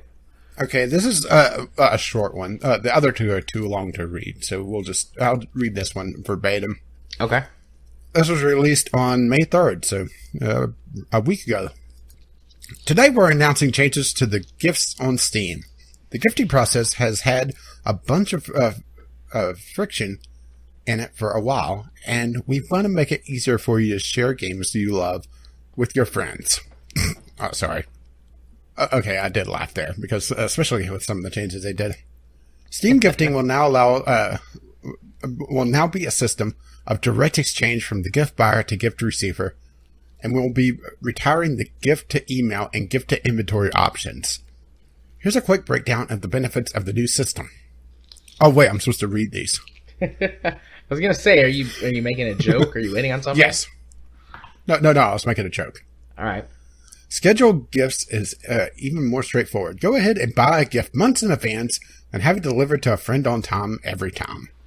Yeah, because they won't buy the game in the months in advance. But declined gifts resolve the way they should. In the old system, a declined gift would sneak its way back to the gifter's inventory and remain on the bill. Now a receipt will automatically the recipient has the title, or if they don't want it, they can click decline and the purchase is refunded directly to the giver, which I agree with that one. That is a good change. Yeah, I agree on that one. Safe cross-country gifting. No worrying about if a gift to email or gift to inventory is going to work for a friend. Gifts sent through the new system will always work on the receiver's account. When there's a large difference in pricing between countries, gifting won't be available and you'll know about it before purchase. That's where the sticking point is. And probably why they changed this. And, it's just these changes are now available. Let us know, blah, blah, blah, blah, blah. The gifting across regions has been a sticky subject for quite a while because of region locks. For those who don't know, region locks makes it so that if a game is locked in a particular region, you literally can't get it at times. There are sometimes there's ways around it, but for the sake of this, let's just call it a complete lockout. And this makes it so that pricing is what is locking out gifting. Which, that is a huge change. And one I definitely don't like, because the percentage of price could differ between regions. And on top of that, different regions have different pricing in general. Typically, the regions that are poor, for lack of a better term, will have a lower price. And now, if someone buys a game there, they can't gift it to someone here. Or there's been some people reporting that even between EU and North America, because of a difference in the euro to dollar and different percentage offs, they've been locked out of gifting across those regions. It's ridiculous. Yeah, I dislike these changes except for their second point. That's how it should have been to begin with. Yeah. I mean, I'm probably not going to give as many gifts anymore, because I'll usually buy games on sale and just stick them in my inventory. And whenever I can't do that anymore. Yeah, and whenever I see a friend who's like, they want that game, like, because I check it periodically, and it's like, oh, I've got this game, I'll gift it to my friend or to a podcast listener. Or, we can't do the giveaways anymore without people being friends with me on Steam, which is not a huge problem. But if our audience grows, even now, though, our audience, I'm sure there's people who aren't friends with me from our audience. I can't give them a gift anymore. I can't email it to them. Maybe they don't want to be my friend. And that's okay. Don't worry, I'll be your friend. Oh, thanks. But, that's I'll okay. I'll even come up with a weird word every week. Oh, aren't you just the cutest? But, maybe they don't want a big friends list, or, to them I'm a stranger, and why would they be friends with a stranger? Like, I totally get that. But now this means that I can't gift them games on Steam because, they can't give me their email address or somewhere else that I can send them the key to. So, I don't like any of this. I think I understand. I think I understand where they're coming from on this. I'm going to play a little bit of devil's advocate here. Don't get me wrong. That's pretty rare for you. Well, I usually try to at least see where they're coming from. Granted, I usually get pissed off and don't articulate that, but still.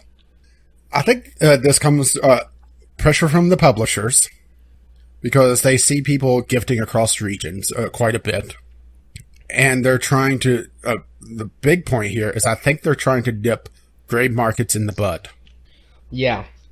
And that's where this is going to hit them. Is that a lot of the legitimate side of the gray market, not the, bullshit, steal a credit card, buy a bunch of copies of a game, and launder the money through bullshit, gray market sites. The legitimate side of that was people buying a few copies when they're on sale, or dozens of copies when they're on sale in a lower price region, and selling them to a higher price region, still at a discount compared to the higher price region, but still at a decent enough markup to make it worthwhile. So I think that's where this is coming from, is trying to nip that in the bud more than anything else. But this is also coming down to punishing the legitimate users to do that.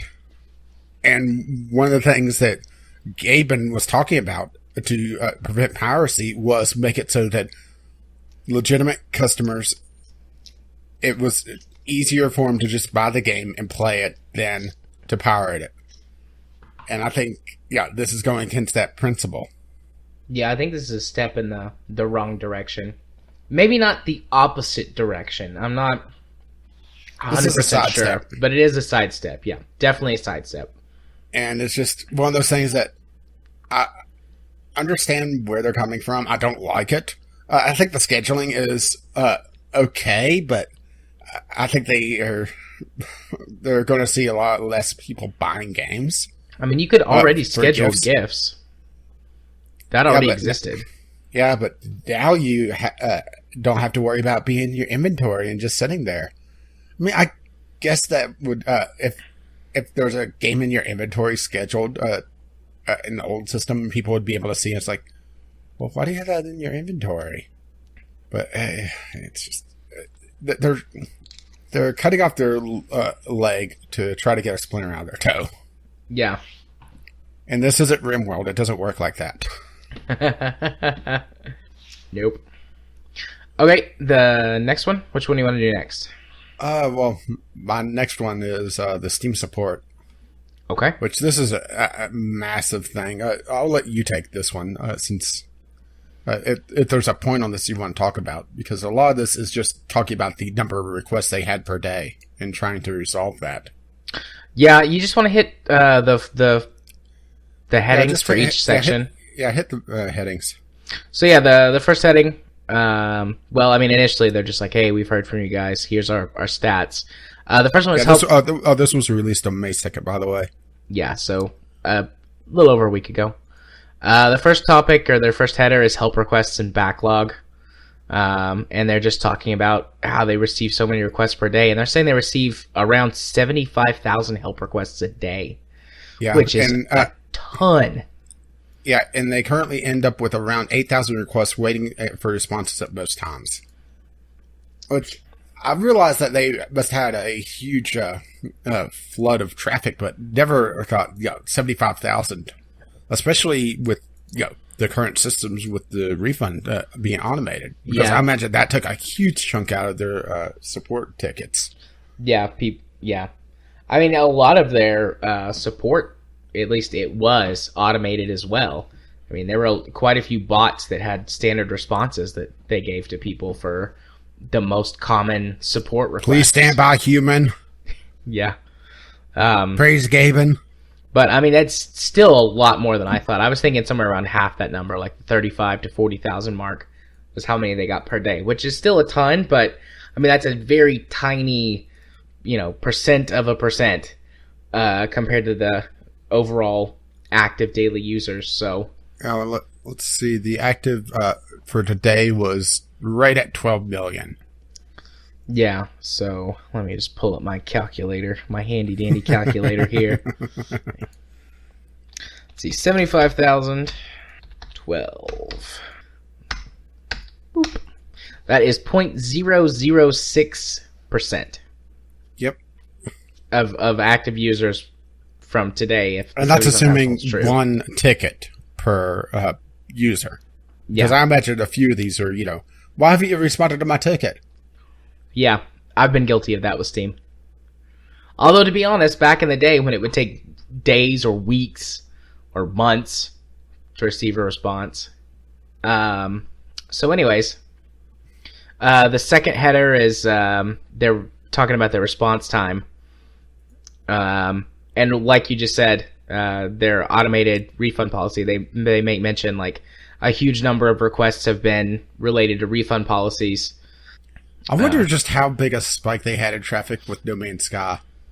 Oh, I mean, it was huge. I know it was huge. We talked about it. They made an announcement like, look, they had to put it on the store page. Yeah, they put it on the store page.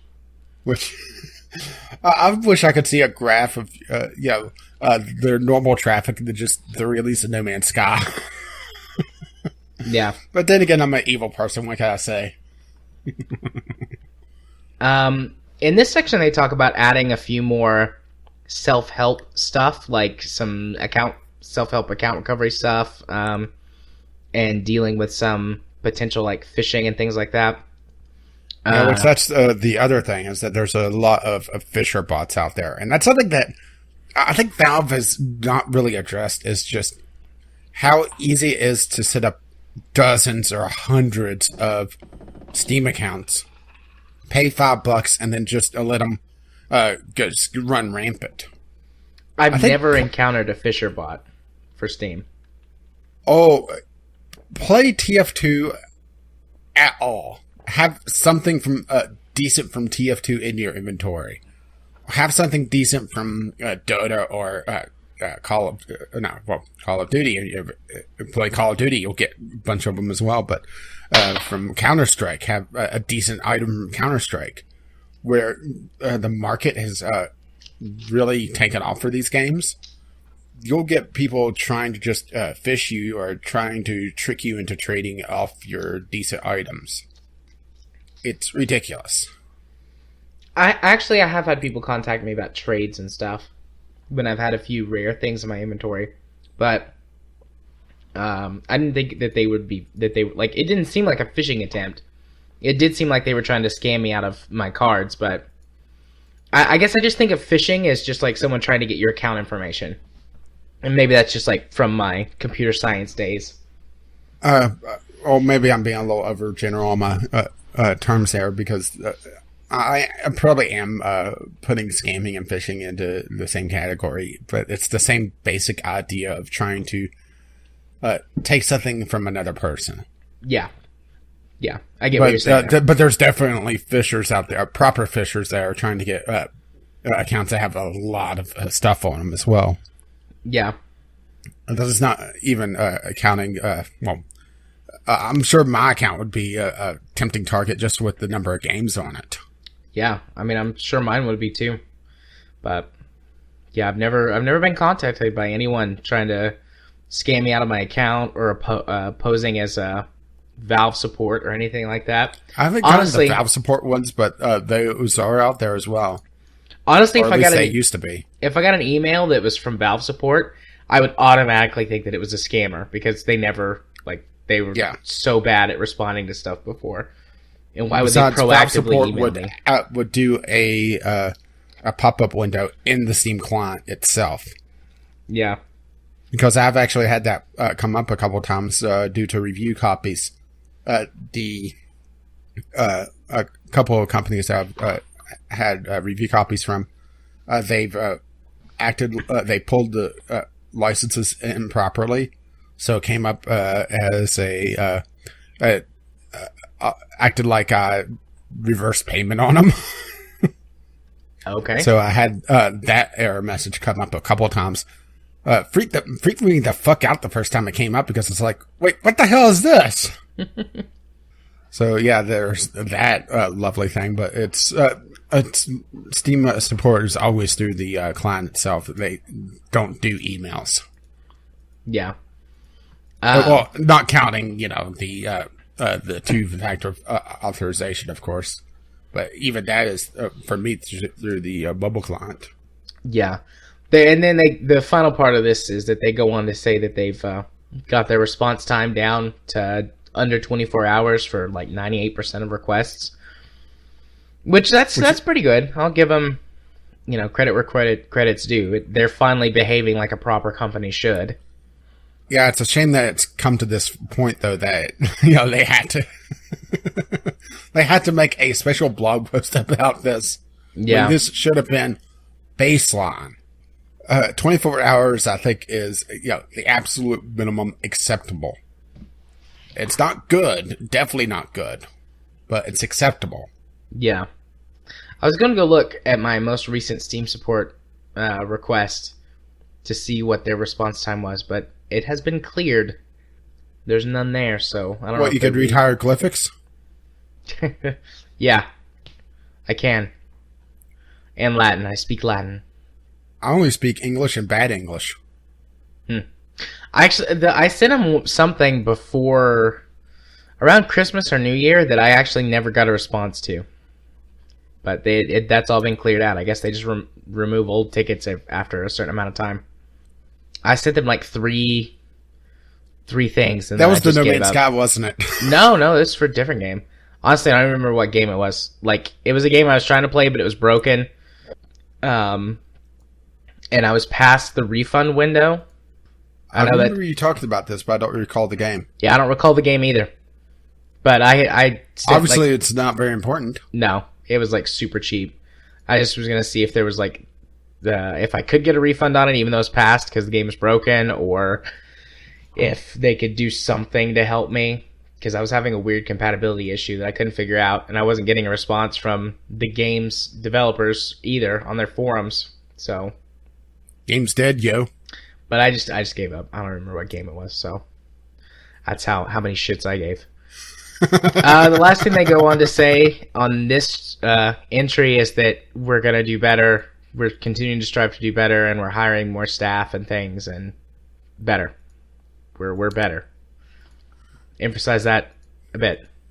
So, I mean, good for them. Like we just said, there. Yeah, Steam support has been a butt of jokes for ages, so it's good to see them actually working to improve it. The thing is, it's easy for them to improve it now, but if they they continue to see the growth that they've had in the past several years, and with the Steam Direct system, where you're going to see a lot more games.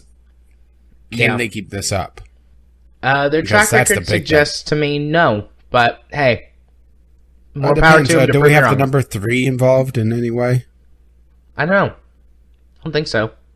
So they can probably do it. Steam support episode 1.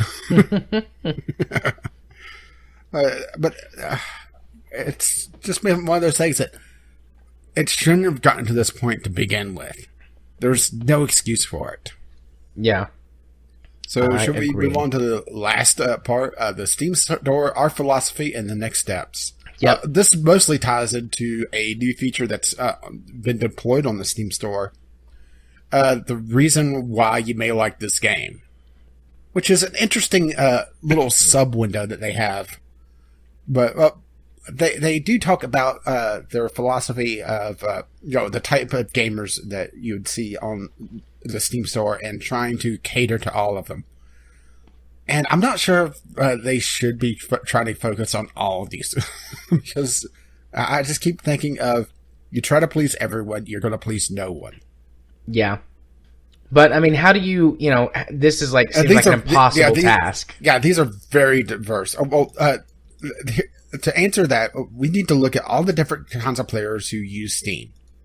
Players who are tightly connected with the online gaming community and conversations, and players who are totally unconnected.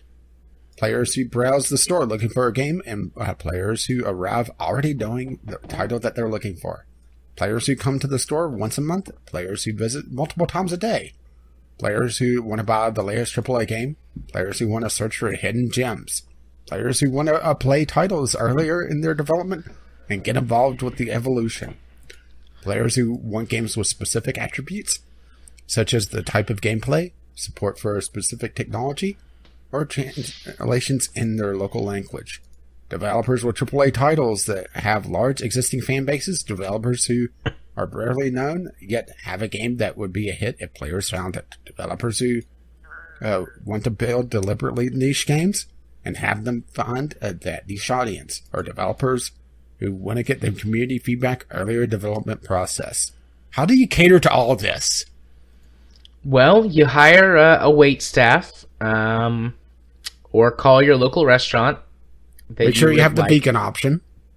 And a vegetarian one. Then you're good to go. Don't forget gluten-free. Nah, fuck that. But this all boils down to, this is an exceptionally long post. This is longer than the other two combined. Yeah. Really ties into a new section on the Steam Store where it talks about usually two, sometimes one, depending on just how unique the game is. Games that you've played, assuming that you've played games that fit into this category, and user reviews, and they try to bring the curators into more, into more focus with this, because the curation system is just ridiculous. It's not used at all, and not just by our podcast.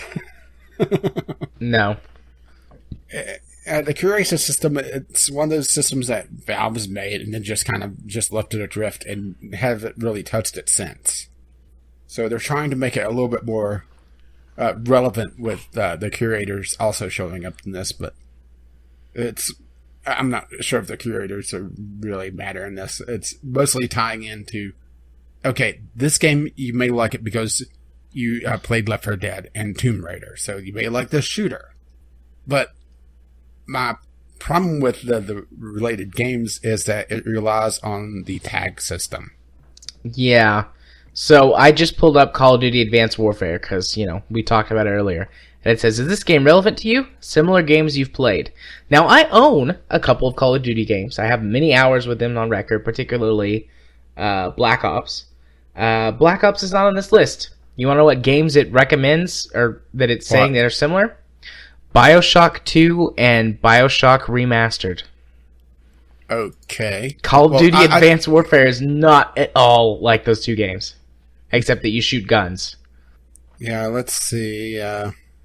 I'm just heading to the Steam store page. They have the PC port of Animation Throwdown, Quest for Cards, essentially Fox Animation mobile cash grab card game. You'd expect card games on this. And I've played quite a few card games, especially on Steam. Is this game relevant for you? This game doesn't look like any other things you've played in the past. As such, we don't have much information on whether or not you might be interested in this game. Now, never mind the fact that I was playing Feria earlier, which is also a card game. Yeah. Alright, let's grab another one at random on the Steam store front page. Oh, let's go. Well, this DLC for Farming Simulator 17. Let's go to Farming Simulator 17, the main page. Care to guess the games? Farming Simulator. Is this game relevant to you? It gave me two games. Two games that I have more than 15 hours in. Euro Truck Simulator? Yes.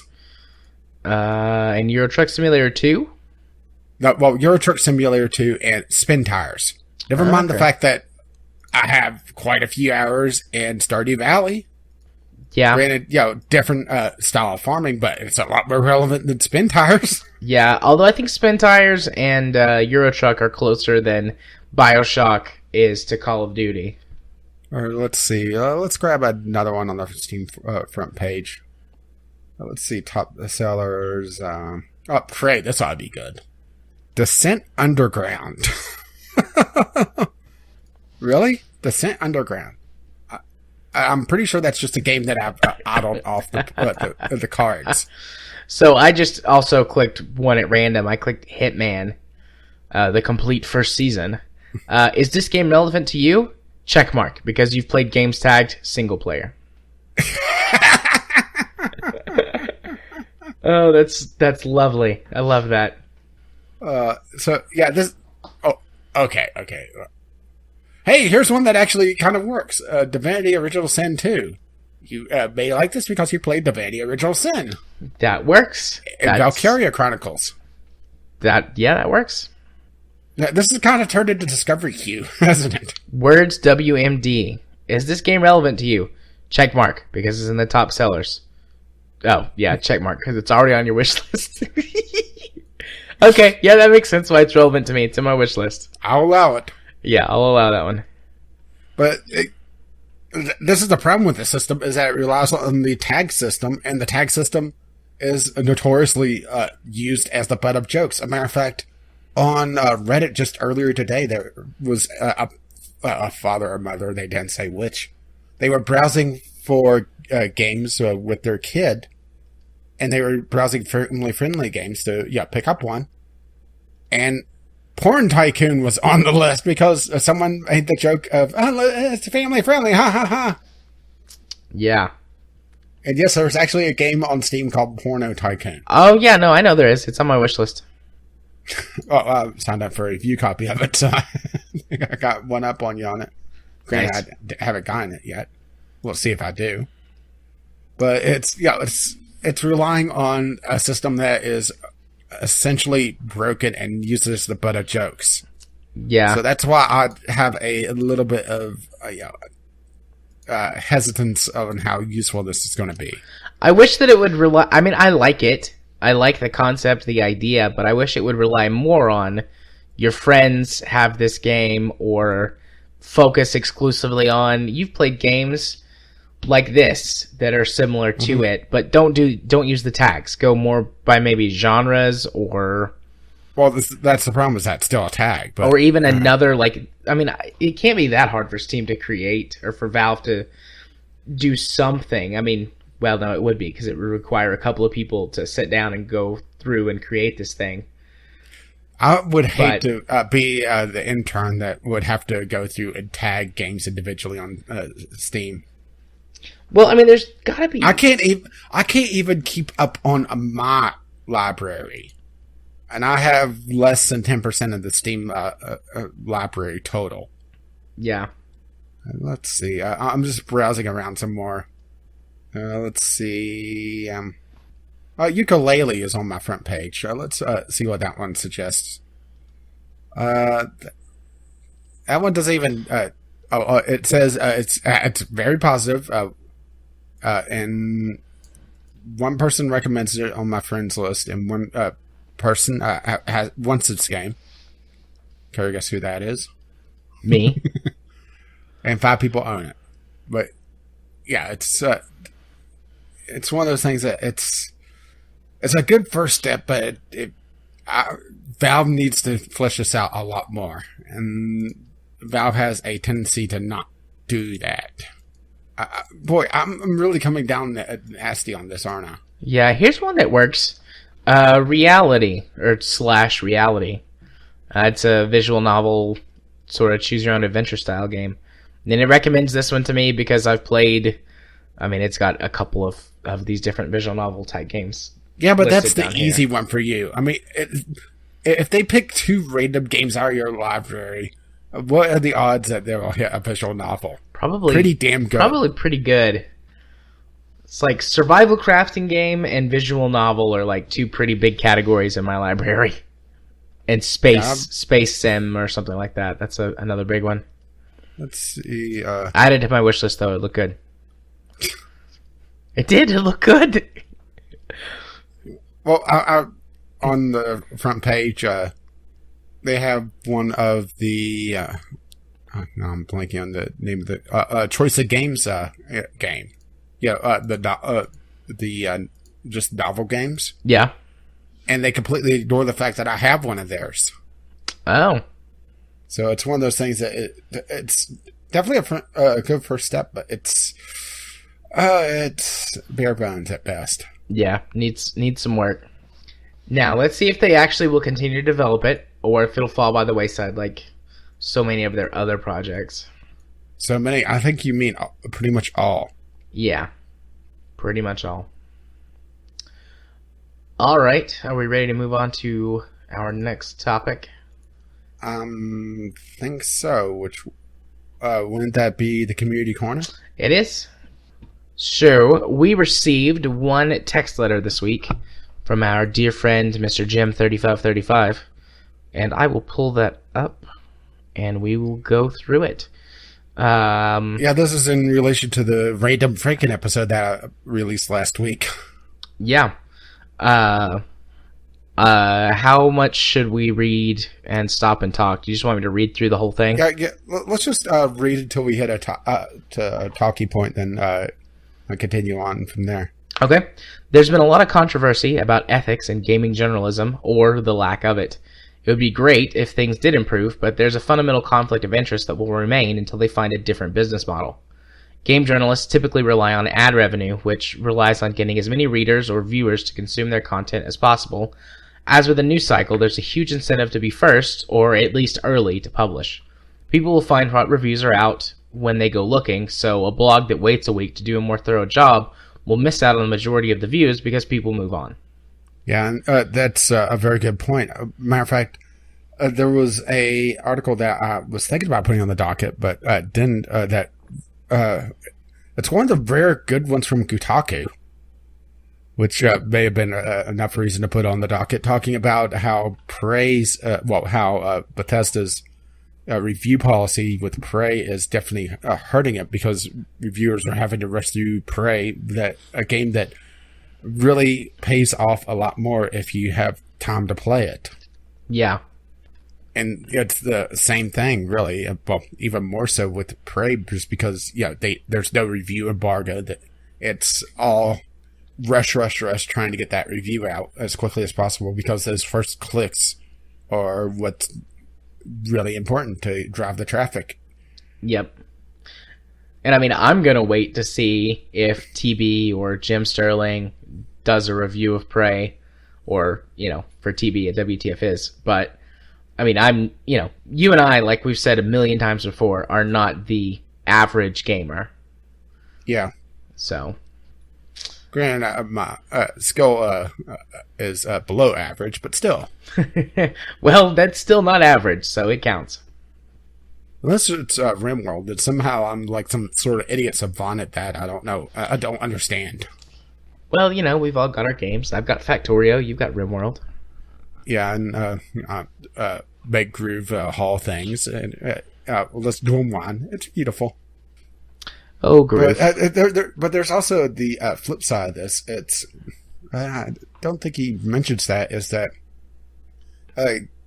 gaming sites also have to try to cozy up to publishers to try to get those precious review copies. He sort of talks about that a little bit later in the next couple of paragraphs. Okay, well, we'll go into that, then we'll talk about this entire point in general then. Okay, I'll keep reading. Game publishers sending out review copies and having embargo dates partially solves the problem of rushed reviews, but it introduces another huge issue, which is where he brings this up. It gives game publishers the power to pick the winners and losers. They can decide who gets review copies and who doesn't. Journalists that don't get them are at a major disadvantage, especially if some outlets are allowed to publish content before the game is released. If publishers, IGN first. Yeah. IGN and Eurogamer, those are two big offenders of that. If publishers had integrity, this might not be an issue. However, putting out bad reviews can get journalists blacklisted from getting regular review copies. This could have major repercussions for the journalists and may even put them out of business. So, there's a strong incentive to not get blacklisted. Sometimes they will downplay faults, try to put positive spin on reviews, or do other things that makes the game seem better than it really is. Publishers love this situation because it allows them to control the narrative before launch. They can place restrictions on what aspects can be reported on, what areas of the game may be played, etc. The current trend seems to be to push for pre-orders and day one sales as much as possible. Yeah, I think that's a good stopping point right there. Is that okay? Well, the biggest one I could think of just off the top of my head for a game that really didn't need it was Shadow of Mordor. Yeah. Because you couldn't talk about any bugs. You had to put the game in a positive light, and they only gave it to streamers that signed off on their non-disclosure. Well, non-disclosure may not be the proper term for it, but their contract to get it early. Otherwise, you're not getting it until launch. Yeah. And, Shadow of Mordor was a great game that was well reviewed anyways. But, it didn't need that stuff. And it kind of continues to perpetuate the situation, like companies or games that do need it, like any Assassin's Creed game from the last 5 years, or any Bethesda game ever. That's... Well, it's not like Bethesda is actively blocking all their review. Oh, wait. Yeah, it's not like Bethesda is waiting till the last second to send review copies so that, oh, wait, that is what they're doing, aren't they? That's the thing, is that the average gamer doesn't care about this, so Bethesda could get away with it. Yeah. And the average gamer doesn't care that Skyrim is a buggy piece of shit on launch. Because, it's Skyrim. My Elder Scrolls game. Yeah. It's very disappointing to see this trend. And, you were talking about how your client was talking about, just dropping $20 on digital cards, essentially. Yeah, they're called supply drops in Advanced Warfare. Well, they're card packs. They are. They absolutely are. But And not being upset that he got nothing of use, and was talking about dropping more in a couple weeks. Yeah. It's just mind blowing to me, and it's so exploitative that the fact that no game journalist is calling this out, that it's just an accepted fact that AAA games, they're going to have this. Get over it. Yep. But they really can't do that because of this cozy nature that they have to have with publishers. Yeah. Yeah. And Jim mentions Jim in his letter, Jim Sterling. But that's what I was going to say. Like, there's too many Jims here. we need labels. Hang on, I'll get the label gun. Yeah. Jim, hold still. This will only sting for a little bit. Because you are also a Jim. So we've got 3 Jims in this equation right here. I'll just have to get the tattoo gun. But anyways, there are a few journalists or pundits that have done it, but they're the exception, not the rule. For every Jim Sterling, there are a dozen no-name writers at Kotaku or Polygon or IGN. And that's not to say that all writers for those sites or major gaming sites are bad, but just most of them. I was gonna say just most of them. They just, I don't know. I'm gonna dig myself into a big hole, and I'm actually gonna stop talking for once because no, keep digging. I mean, I don't begrudge. I'll keep digging. I don't begrudge people their jobs. Like, you got to put food on the table. If this is what you're good at, if this is your career, go for it. Yeah, suck that dick. But I feel like so many of them have no journalistic integrity, and they just go with whatever. Is that if you have journalistic integrity, you are at a disadvantage in the gaming industry. Yeah. That's why someone like Jim Sterling, like Total Biscuit, are rare, because they've gotten big enough that they could have that integrity and not be punished for it. That they could still flourish. I'm not about to pretend that they don't get punished for their views or being extreme, because they definitely do. Yeah. I mean, just Total Biscuit talking about all the review copies he doesn't get because of him not pulling punches. Yep. Jim has mentioned the same sort of thing. He's has had a couple of Jimquisitions where he talks about how he's been blacklisted by several developers and publishers, and he basically is just like, I'm in a position where fuck it doesn't matter, I'll just go buy the game and write it off on my taxes. But other people can't do that. Yeah. So it's tough. I mean, they're between a rock and a hard place. I don't begrudge them, but I feel like if this is one of those situations where I feel like if a decent majority of people just said, you know what, no, I'm not going to do this anymore, they would flip the industry on its head. Yeah, but the problem is that, it's the same problem that you have with the development side of thing, is that there's a sea of talent that wants to get into this industry because of the stars in their eyes, essentially. It's the Hollywood syndrome. They go into these jobs thinking that, I'm going to play video games for a living and get paid for it. This is going to be great. And then you realize that, oh shit, I got to review this? Yeah. Yeah.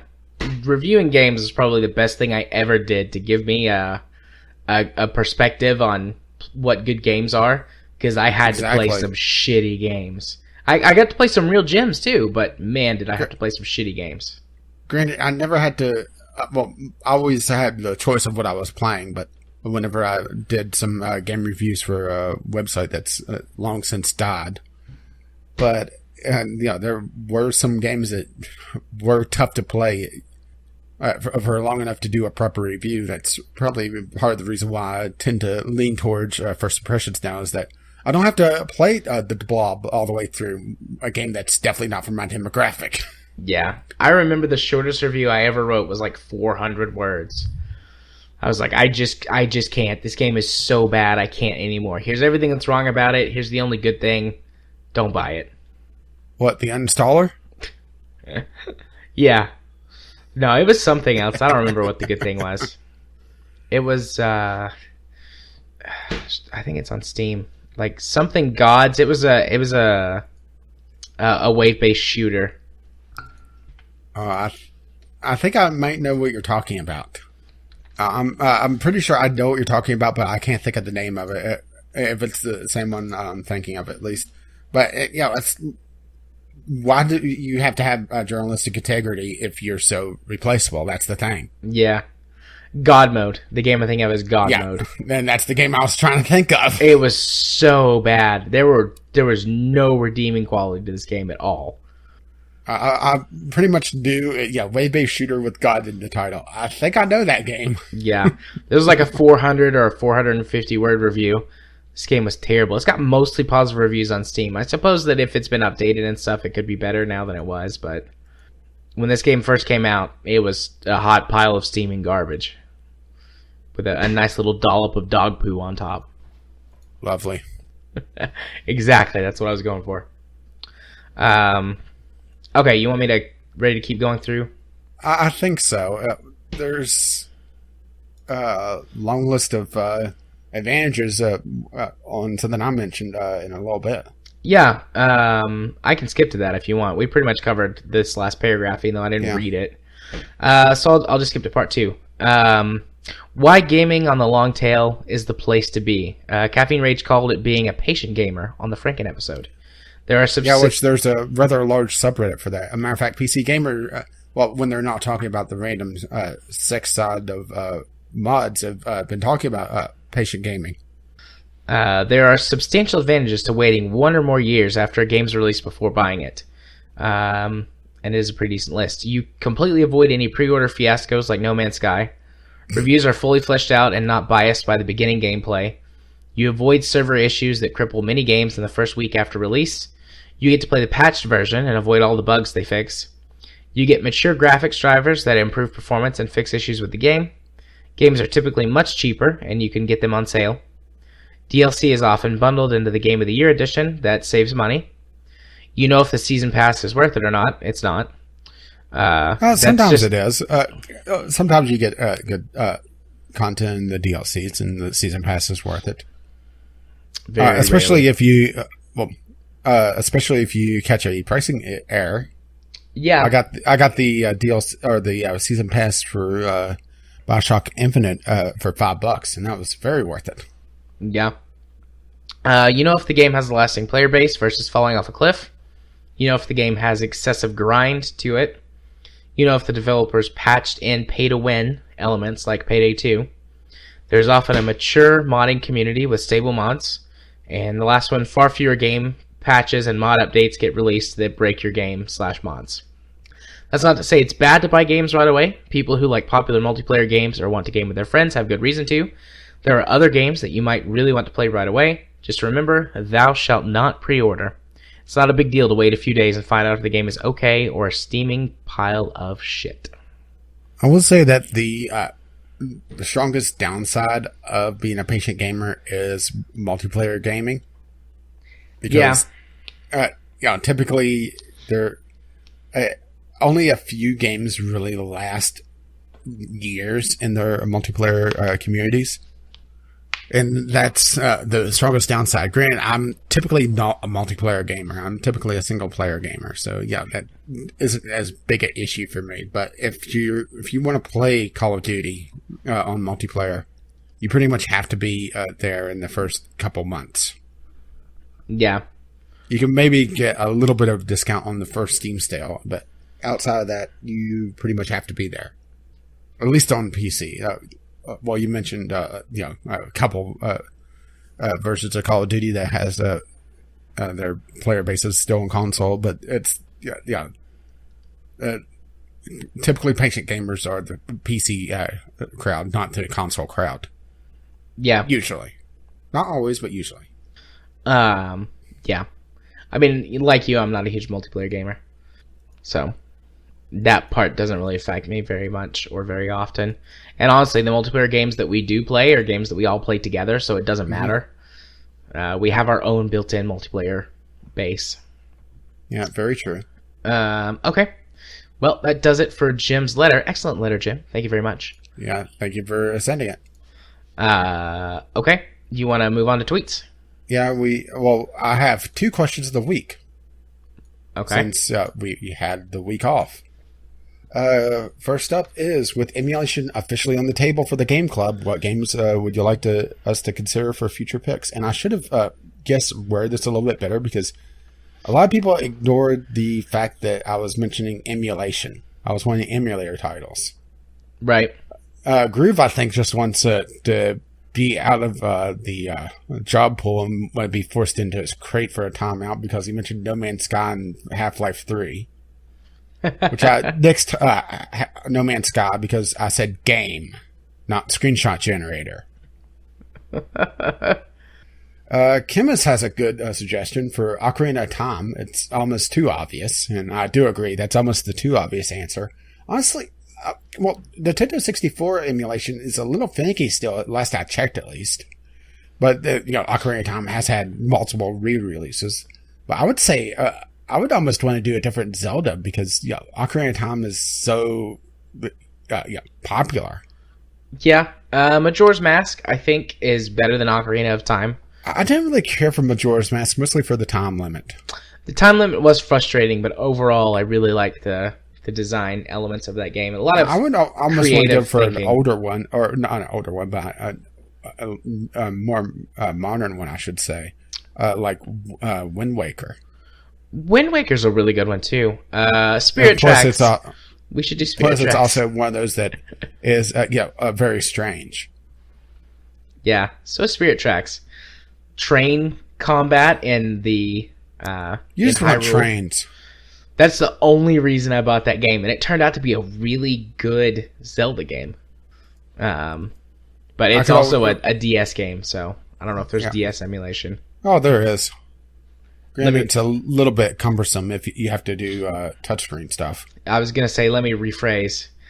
If there's good working DS emulation. And actually, Spirit Tracks has this thing where you have to blow on the microphone. So that might not work. Actually, you could set it up so that the emulation actually picks up your microphone, and you could have it where you could play a sound file through a emulated microphone. That would work. The only I think it's a DS game. It may be a Game Boy Advance game that doesn't really work is the one that has a sunlight sensor in it. Oh yeah, I know I can't think of the name of that game, but I know what you're talking about. That's the only one that I've ever encountered that emulators just have no idea what the fuck. Yeah, and it was because you had to go outside to collect sunlight for the game, and it charged a power meter or something, and you used that to fight certain enemies in the game. It was to encourage kids to go outside. Yeah, and then they just released Pokemon Go. Yeah. But let's see, Jim, Subnautica, let's see, not emulator title. Witcher 3, not an emulator title. Desert Bus. Jim, do you need to talk? Has somebody hurt you? Yeah, that's wishing torture upon us. I mean, I understand that, Jared's a little strange and he'd probably like something like that, but Desert Bus, really? Desert Bus is really boring. I've actually played Desert Bus. I mean, I've seen it before, but I played it too. Well, Desert Bus is one of those torture games that charity streams play. Yeah.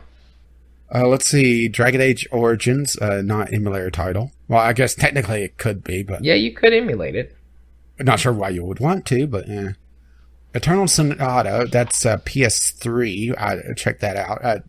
There's technically working emulators, but it's still in the early stages, from what I could tell. Let's see, KOTOR 2, technically emulator title, but why would you want to? The Talos Principle, not a bad pick, but not emulator title. And Superhot, not emulator title. Definitely should have worded that question better, or people just ignored it. Maybe a little column A, a little column B. But definitely you should put Zelda on the list at some point. Get a copyright strike from Nintendo. How dare you talk about Legend of Zelda? Yep. And the question is, which Zelda? Because that would be a good question. All the Zeldas. I'm not sure if I would be able to go back all the way to the first Zelda, or especially the second one. Link's Awakening is the one I played. Legend of Zelda 2, the only direct sequel. Well, until Majora's Mask. Yeah. But you know what I'm talking about. Yeah, the 2D side scroller. Yeah, I know which one you're talking about. That would be very tough to go to, especially because it was so difficult back in the day. Let's see. Other question of the week. What is your most insane gaming achievement? Chemist. I built a cool Minecraft redstone shit, and now I'm towards the end of IT studies. Fully independent thanks to a great job at the age of 21. Jim. Almost sea level Eve return with minimal asparagus staging plus old super sphere. No docking, refueling, or command seats. Kyle. Turning from fuck Dark Souls to becoming a massive, read fat as hell, fan of the entire series. No gamer score for that. Okay, Jared, what's yours? I don't know. I've been sitting here thinking about it for... mine is an actual achievement in World of Warcraft. Okay, go for it. What a long, strange trip it's been. For those who don't know, that is getting the holiday achievements. All of them. And I got it when it was a lot harder, and it required certain ones that... Well, let's see. There was one that... and I got this achievement as soon as you could get it, within a year. Because when they released the achievement system, there was a couple weeks... they released the achievements. There was a couple weeks, and there was Brewfest, which is essentially their Oktoberfest. Then the expansion. And one of the achievements requires a thing from Brewfest, and you had to grind that out. And then you had to get drink a booze that thing provided you every month of the year for the year. So, dang. Yeah. And they would mail you the booze of the month, and it was a limited time thing. So if you had it say your mail for too long, it would go away, and you would break the chain, and you would have to go back to Brewfest, get the Brew of the Month club again, and then wait for it to cycle around to the one that you missed. I got that achievement in the first year. Nice. And that's not even the most annoying achievement out of that. Let's see, there was a PvP achievement where you had to drag your orphan child that you adopt for the week into PvP arenas because, that's safe for children. Yeah. But to be fair, that's not the worst thing I've done to a child in World of Warcraft. Let's just put it this way. The stable boy. You make that sound a lot sexier. Oh, my. The child that you get at the Northrend tournament. That's essentially your squire after you complete the opening quest chain. He essentially became my stable boy, and I had, when I quit, I would say 70, 80 pets and well over 100 mounts. He was known as the stable slave. Bounce. So I've been sitting here thinking, and I've narrowed it down to 3. Do I have to pick just one? Because I really can't decide which one of these is the most insane. 3. Okay. So the first one that popped into my head was the Mile High Club achievement from the original Modern Warfare, which was on the highest difficulty. You had to complete this, it's like a bonus mission. Like after you beat the game, it's a bonus mission where that you're inside of a plane and you have to rescue a hostage, and the plane's in flight, and you bust in. I don't ask me how you get there to where you bust in through this ventilation, air duct or something. A wizard did it. But it's on a 747, so you start on the bottom floor and you have to work your way to the top. And on veteran difficulty, one shot kills you. You basically just have to learn it and get all the timings right and everything. I probably spent 10 hours to get this 1 60-second time frame right, because that's how long you have on veteran difficulty, 60 seconds. And you're really pushing to get it done in 60 seconds. And I was so ecstatic when I got it. And then none of my friends could beat it. And after I did it once, I could just do it almost every time. It was kind of like a light flipped on. And I got that achievement for all of my friends because I was the only one who could do it. The second one that popped into my head was in the original Gears of War. I was super good at Gears of War. I won several local and regional like MLG tournaments back when that was a thing for Gears of War. And I wound up on the leaderboards. Like, it had, like, pretty much every multiplayer game does a leaderboard. And I was on the first page of the leaderboard on a couple of the game modes. Assassination and Execution. I was in the top 100 in Execution, and I was in the top 10 in Assassination for a while.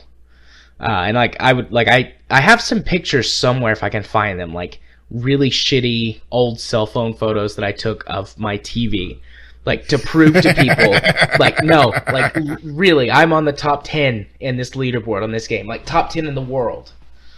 There's somewhere, if I ever find the hackers.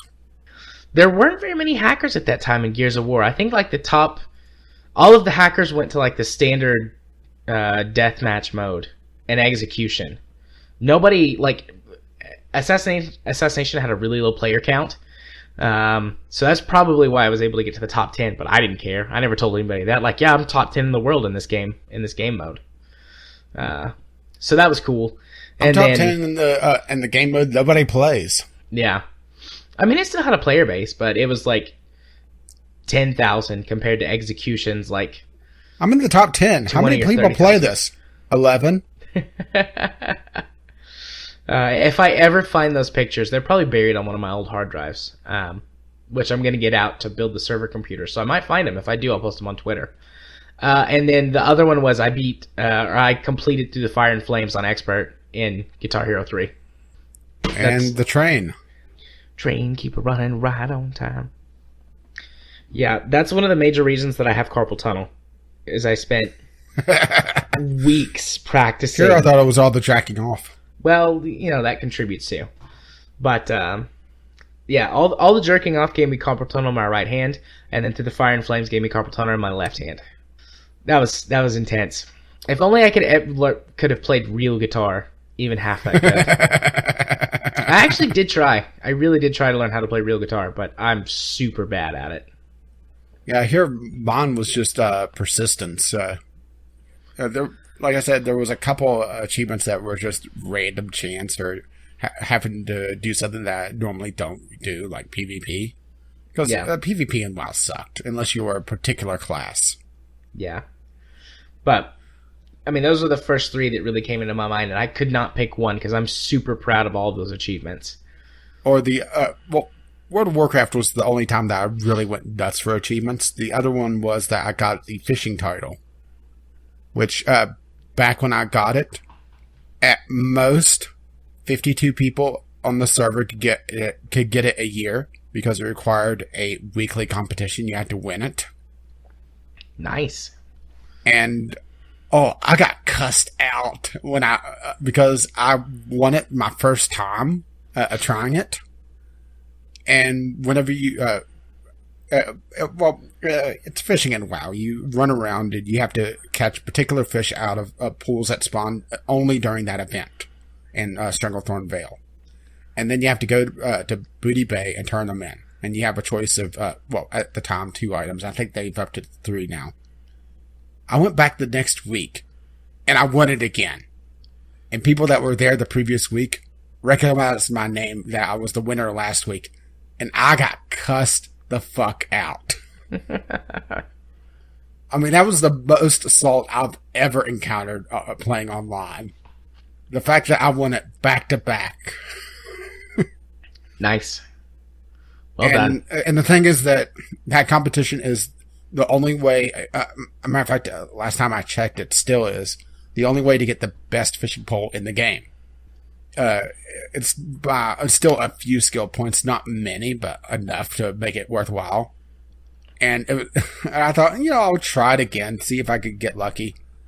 And the fact that I won it back to back is that's probably the most insane thing. Is that not the fact that I won it and got the fishing title before they made the title a lot easier to get.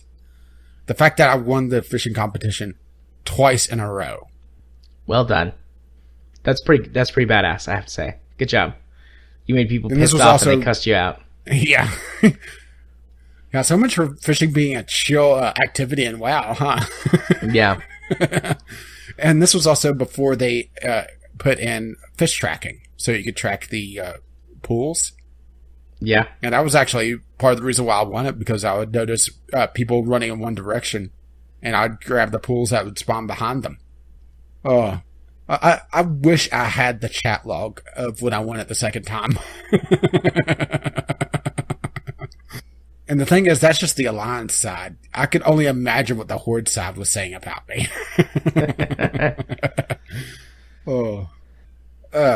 Yeah. A toss-up between those two wild humans. So, let's see. We do have a couple of tweets. Not much, surprisingly enough. And I've cut down a few of these. Kyle, another audio letterless week. Hopefully, my work schedule will ease soon. Hope you guys are having a great night. Oh, Kyle, you had 2 weeks to send something in. Yeah, Kyle. Slacker. Let's see. Chemist also responds, hope everything clears up because soon you'll have another podcast to contribute to. Mel's, stray as a pretzel? Is this what Kerbalcast felt like when we were advertising our stuff on there? Maybe. I don't know. I mean, I'm participating in both, so I guess it's okay. Yeah, you're cheating on me. I'll see how it is. I'm just not gay enough for you. Wink. And let's see. And Jim also sent us a article, which we could talk about a little bit. He sent us an article. We all knew the Windows Store is bad, but without looking at it, I didn't realize how bad it was. And the Windows Store is atrocious. It's essentially a mixture of Microsoft's version of Steam, which is already bad, and Microsoft's version of Google Play, which is even worse. And it is impossible to find any core games on there. If you're using a Windows phone, I'm sure it's fine. Yeah, to like the 3 people in the world that use a Windows phone. There's dozens of us. Dozens! The article just basically crosses out all the mobile games, and there's like 2 or 3 on each screenshot. It's basically just what we've already said about the Windows Store. And that's why I didn't put on the docket and just wanted to bring it up here because, it's bad. And Microsoft needs to figure out, do they want to cater to mobile? Or, I guess, technically Windows, because they treat Windows like it's a damn mobile platform. The fact that my desktop computer has an airplane mode tells you something about how they set up Windows 10. Yep. I mean, why does Windows 10 have an airplane mode for a tower? No, don't answer that, because I have a feeling I'll have an aneurysm if you do. But yeah, that's pretty much it for tweets. Light week. Indeed. At least we had the letter to kind of pad things out. Yep. Well, I mean, I don't think we're going to be short, but I mean, we were okay to be short this week, so. Yeah, so Discovery Queue? Yep. We've got enough time for one Discovery Queue. Yeah, cue the music. Pull up my Discovery Queue here. And right off the bat, I have Legend of Heroes, Trails of the Sky the Third. A pretty popular JRPG, if I recall correctly. Granted, this is the 3rd installment, not the first. I haven't played the first.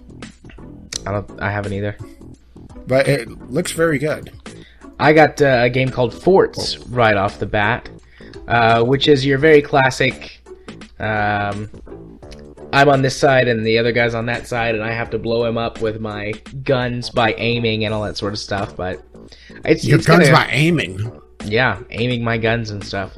But it's got a cute aesthetic, and it looks like it's got like a little story to it, and yeah, looks good. Okay. Oh, here's something interesting. Little Nightmares. It's my second item on the Discovery Queue. I'm gonna drop this in and let you look at this, because this looks kind of first thing I thought of was Limbo, actually. Even though it doesn't have the art style, the platformer-esque of it, with some sneaking and trying to sneak past things. You can see with how the camera looks, it definitely reminds me of Limbo on that. But it's a atmospheric stealth platformer, or puzzle platformer. Okay. It doesn't look too bad. Granted, I'm not sure about a $20 price tag on this for an indie puzzle platformer. But it definitely has an interesting art style. It has sort of a... what would you even call that? Are you looking at this? No. I will. Nightmares. Yeah, Little Nightmares. It has this almost a vignette look to it, almost. You can see how the light hits everything. Yeah. That's what I'm trying to put a word to or phrase to, and I'm just not coming up with anything. The art style looks really good. This doesn't look like the type of game that I'd be into. Yeah, I didn't think so, but it does look really cool. So I got Strafe, right. Devolver Digital's new game. It's obviously a retro-looking FPS. Looks okay. Honestly, it's hard to tell. The trailers are really all over the place. Lots of cuts and quick flashes and... Oh, there's a girl with big boobs. Okay. Well, and you're sold. I'm sold on this game. Well, let's see. I got Legos registered trademark, Star Wars trademark, 3, Clone Wars trademark. Nice. I think I'm going to put Strafe on the list just because I want to actually check it out a little more fully. You know, I've never really spent too much time with the Legos game in general. I love the Lego games. But this is the Clone Wars, which is in between episodes 2 and 3, right? Yeah. Wait, no, Clone Wars. Like the Clone Wars TV show or Attack of the Clones?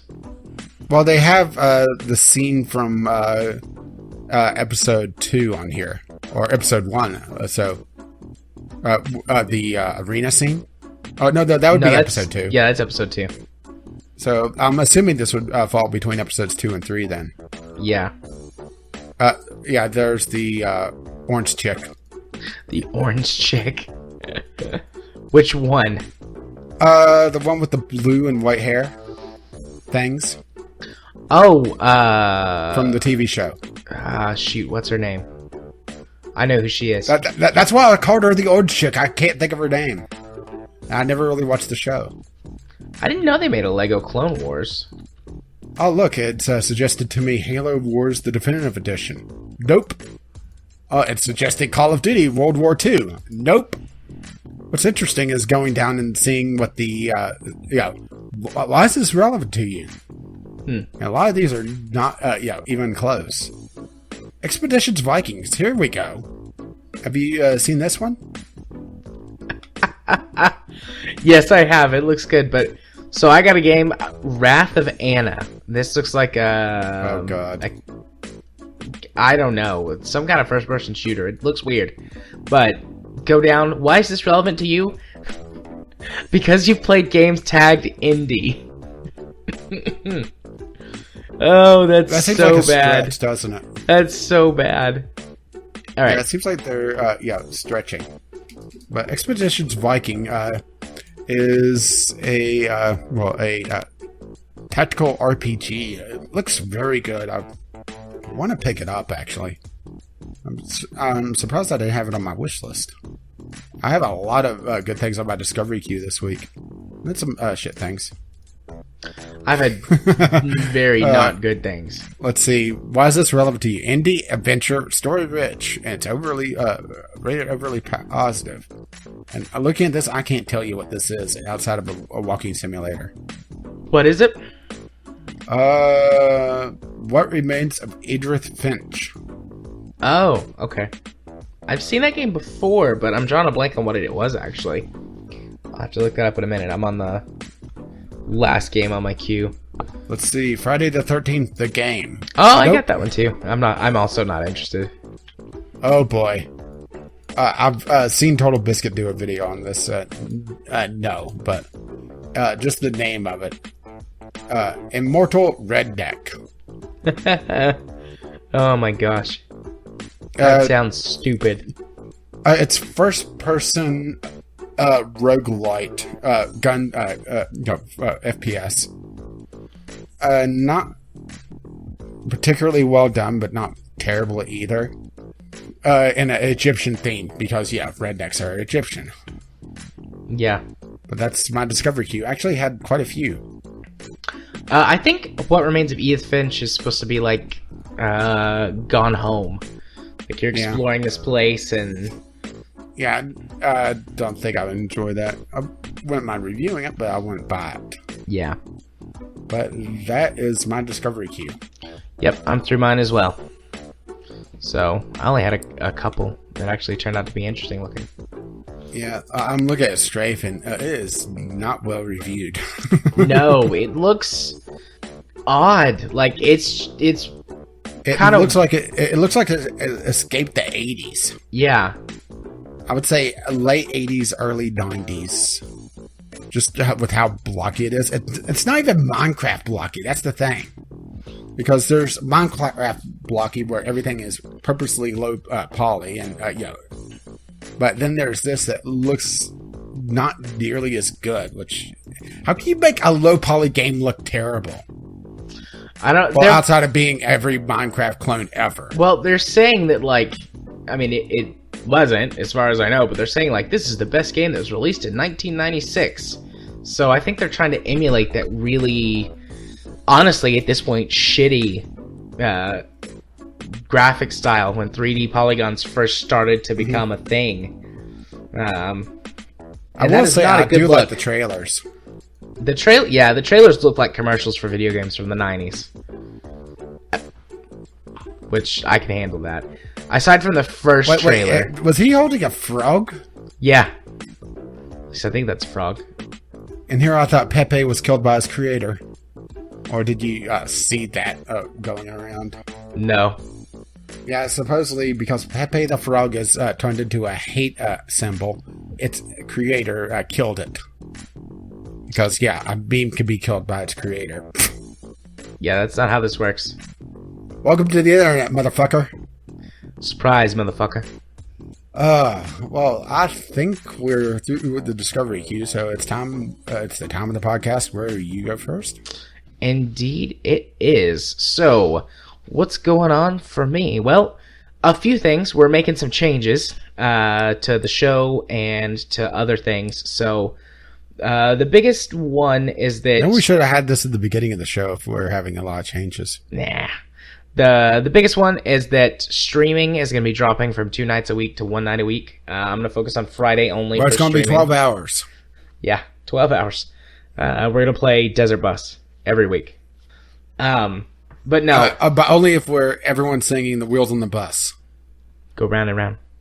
But anyways, my new work schedule and everything, I'm working a lot more evenings. And I need to make sure that I'm able to get the podcast edited in time so that it releases on Friday. So Wednesday nights is going to be my designated podcast editing time. There may still be random streams throughout the week. I do have more free time overall, but a lot of that is in the middle of the day and in the morning when... So in other words, I'm just going to get a random text from you. Log on now. We're streaming. We're doing it live.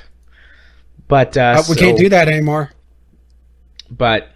So yeah, remember Bill O'Reilly got canned. Fuck it. Anyway, and now we're Robin Williams' son. Or did you ever listen to that a bit for Robin Williams? I did not. But you need to go back and watch your Robin Williams stand up. Okay, I will. That's your homework. Anyways, so yeah, I'm done interrupting you now. We're dropping down streaming from 2 nights a week to 1 night a week. And then the podcast from now on is going to start recording at, what did we say, 9:30 Eastern Standard Time? Yeah. So if you are last minute folks, your last minute just got bumped up a little bit.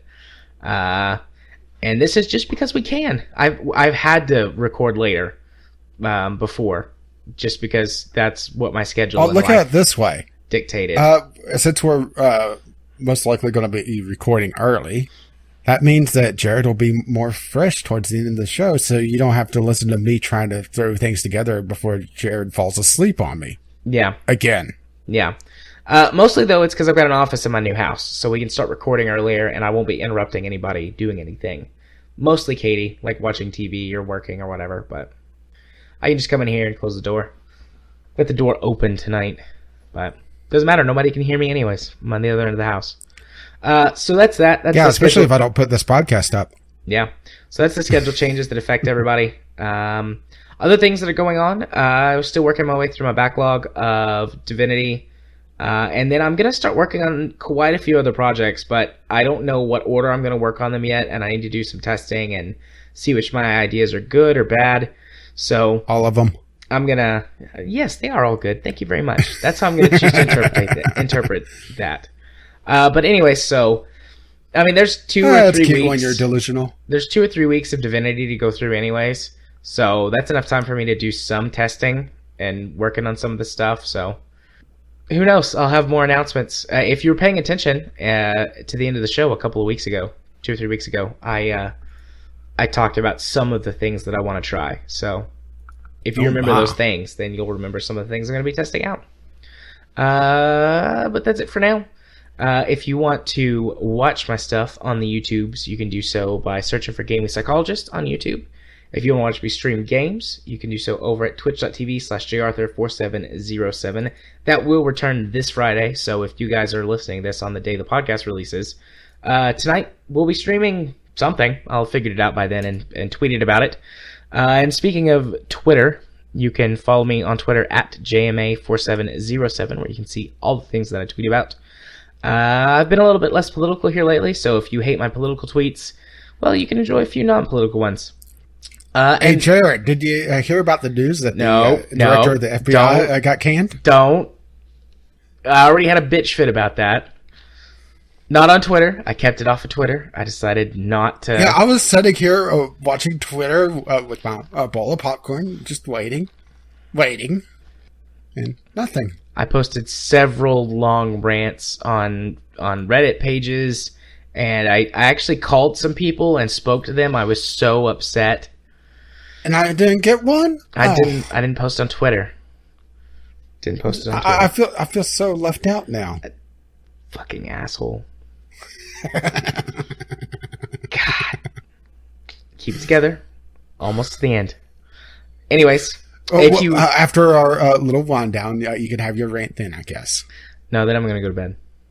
If you want to be get out of your system now. If you want to be my friend on Steam, my Steam username is jarthur4707. I accept all Steam friend requests. And so far, everyone's been really cool, and I expect you to be cool too. And if you wish to let them know exactly what episode of the podcast you're coming from, the password for this week is Camelot. Camelot. I like that. That's good. All right. What about you, buddy? What's going on for you? Well, I had a bit of an off week last week, just kind of coasting along. Well, I should say 2 weeks ago, and I was getting back in the swing of things last week, where I missed a Sunday sampler, and looking forward to getting Divinity up and running again. I've had a episode just sitting on my YouTube channel for a month now. Yeah. I think that's when I uploaded it originally, and I decided to hold on to it because it was... Both episodes weren't a great place to end things, and we are right at a long talky bit. Yep. So, yeah, Divinity should be returning next week. I'm still going through Halo. I'm approximately, I would say, a little over halfway through. Well, I could tell you exactly where I am. I just got through the library. Yep. And I had the big reveal that, has been spoiled for me over the years because, I'm playing a over a decade-old game at this point. Yeah. And for some reason, Cortana constantly looks surprised. And I also am distracted by the fact that her avatar has a butt crack. Her avatar does have a butt crack.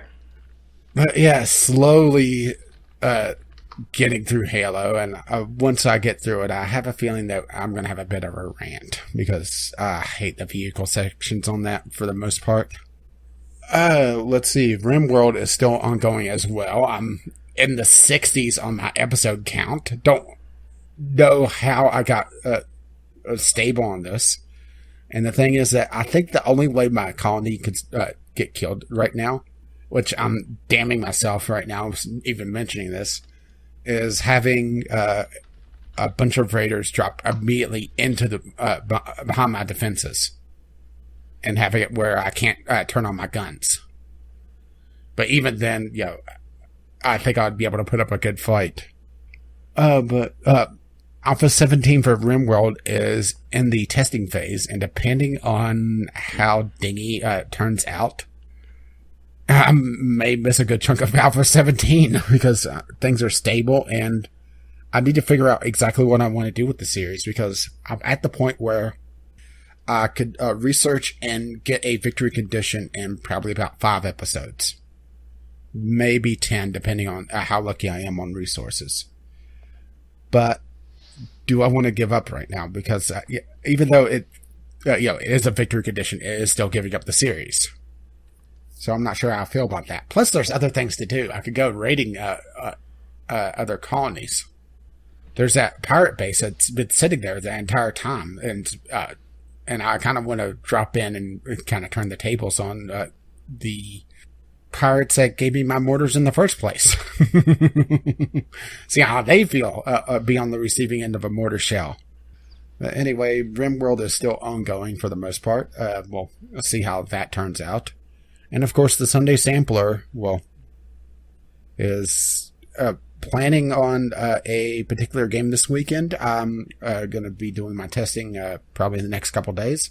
Haven't really gotten a lot of review copies just the last couple of days, but I think it's mostly the pre-E3 lull just in general. So we'll have to see how things come out in the next few weeks. We have to go in the backlog. I know. Perish the thought. But you can find all that, including this podcast, on Gaming with Caffeine Rage. Or if you want to see me tweet occasionally, you can find me over at Gaming with CR on Twitter. And, since I didn't mention the email address for the podcast on the community corner, you can find us over at BGL Podcast on Twitter, and you can email us at bglpodcast@gmail.com with your letters, voicemails, and gaming-related topics. If you wish to help pay for this absolute madness, now that we've returned, I know, we're back. We're back. You can find...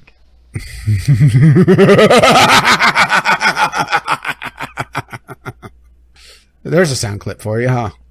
Yep. You can find us on patreon.com/VGL podcast if you wish to help pay for the feed. And our feed, now that I mentioned it, is vglpodcast.podbean.com. If you wish to get the RSS feed, or we are on iTunes or Google Play if you wish to use those as well. Our intro and outro music is On the Ground by Kevin McLeod. You can find his work at Computech.com, as well as Doobity Doo, which is for our Discovery queue. Nice rhyme. And as always, you can hear his lovely music roll across my voice. Bye-bye now. Doobly Doo. Bye-bye.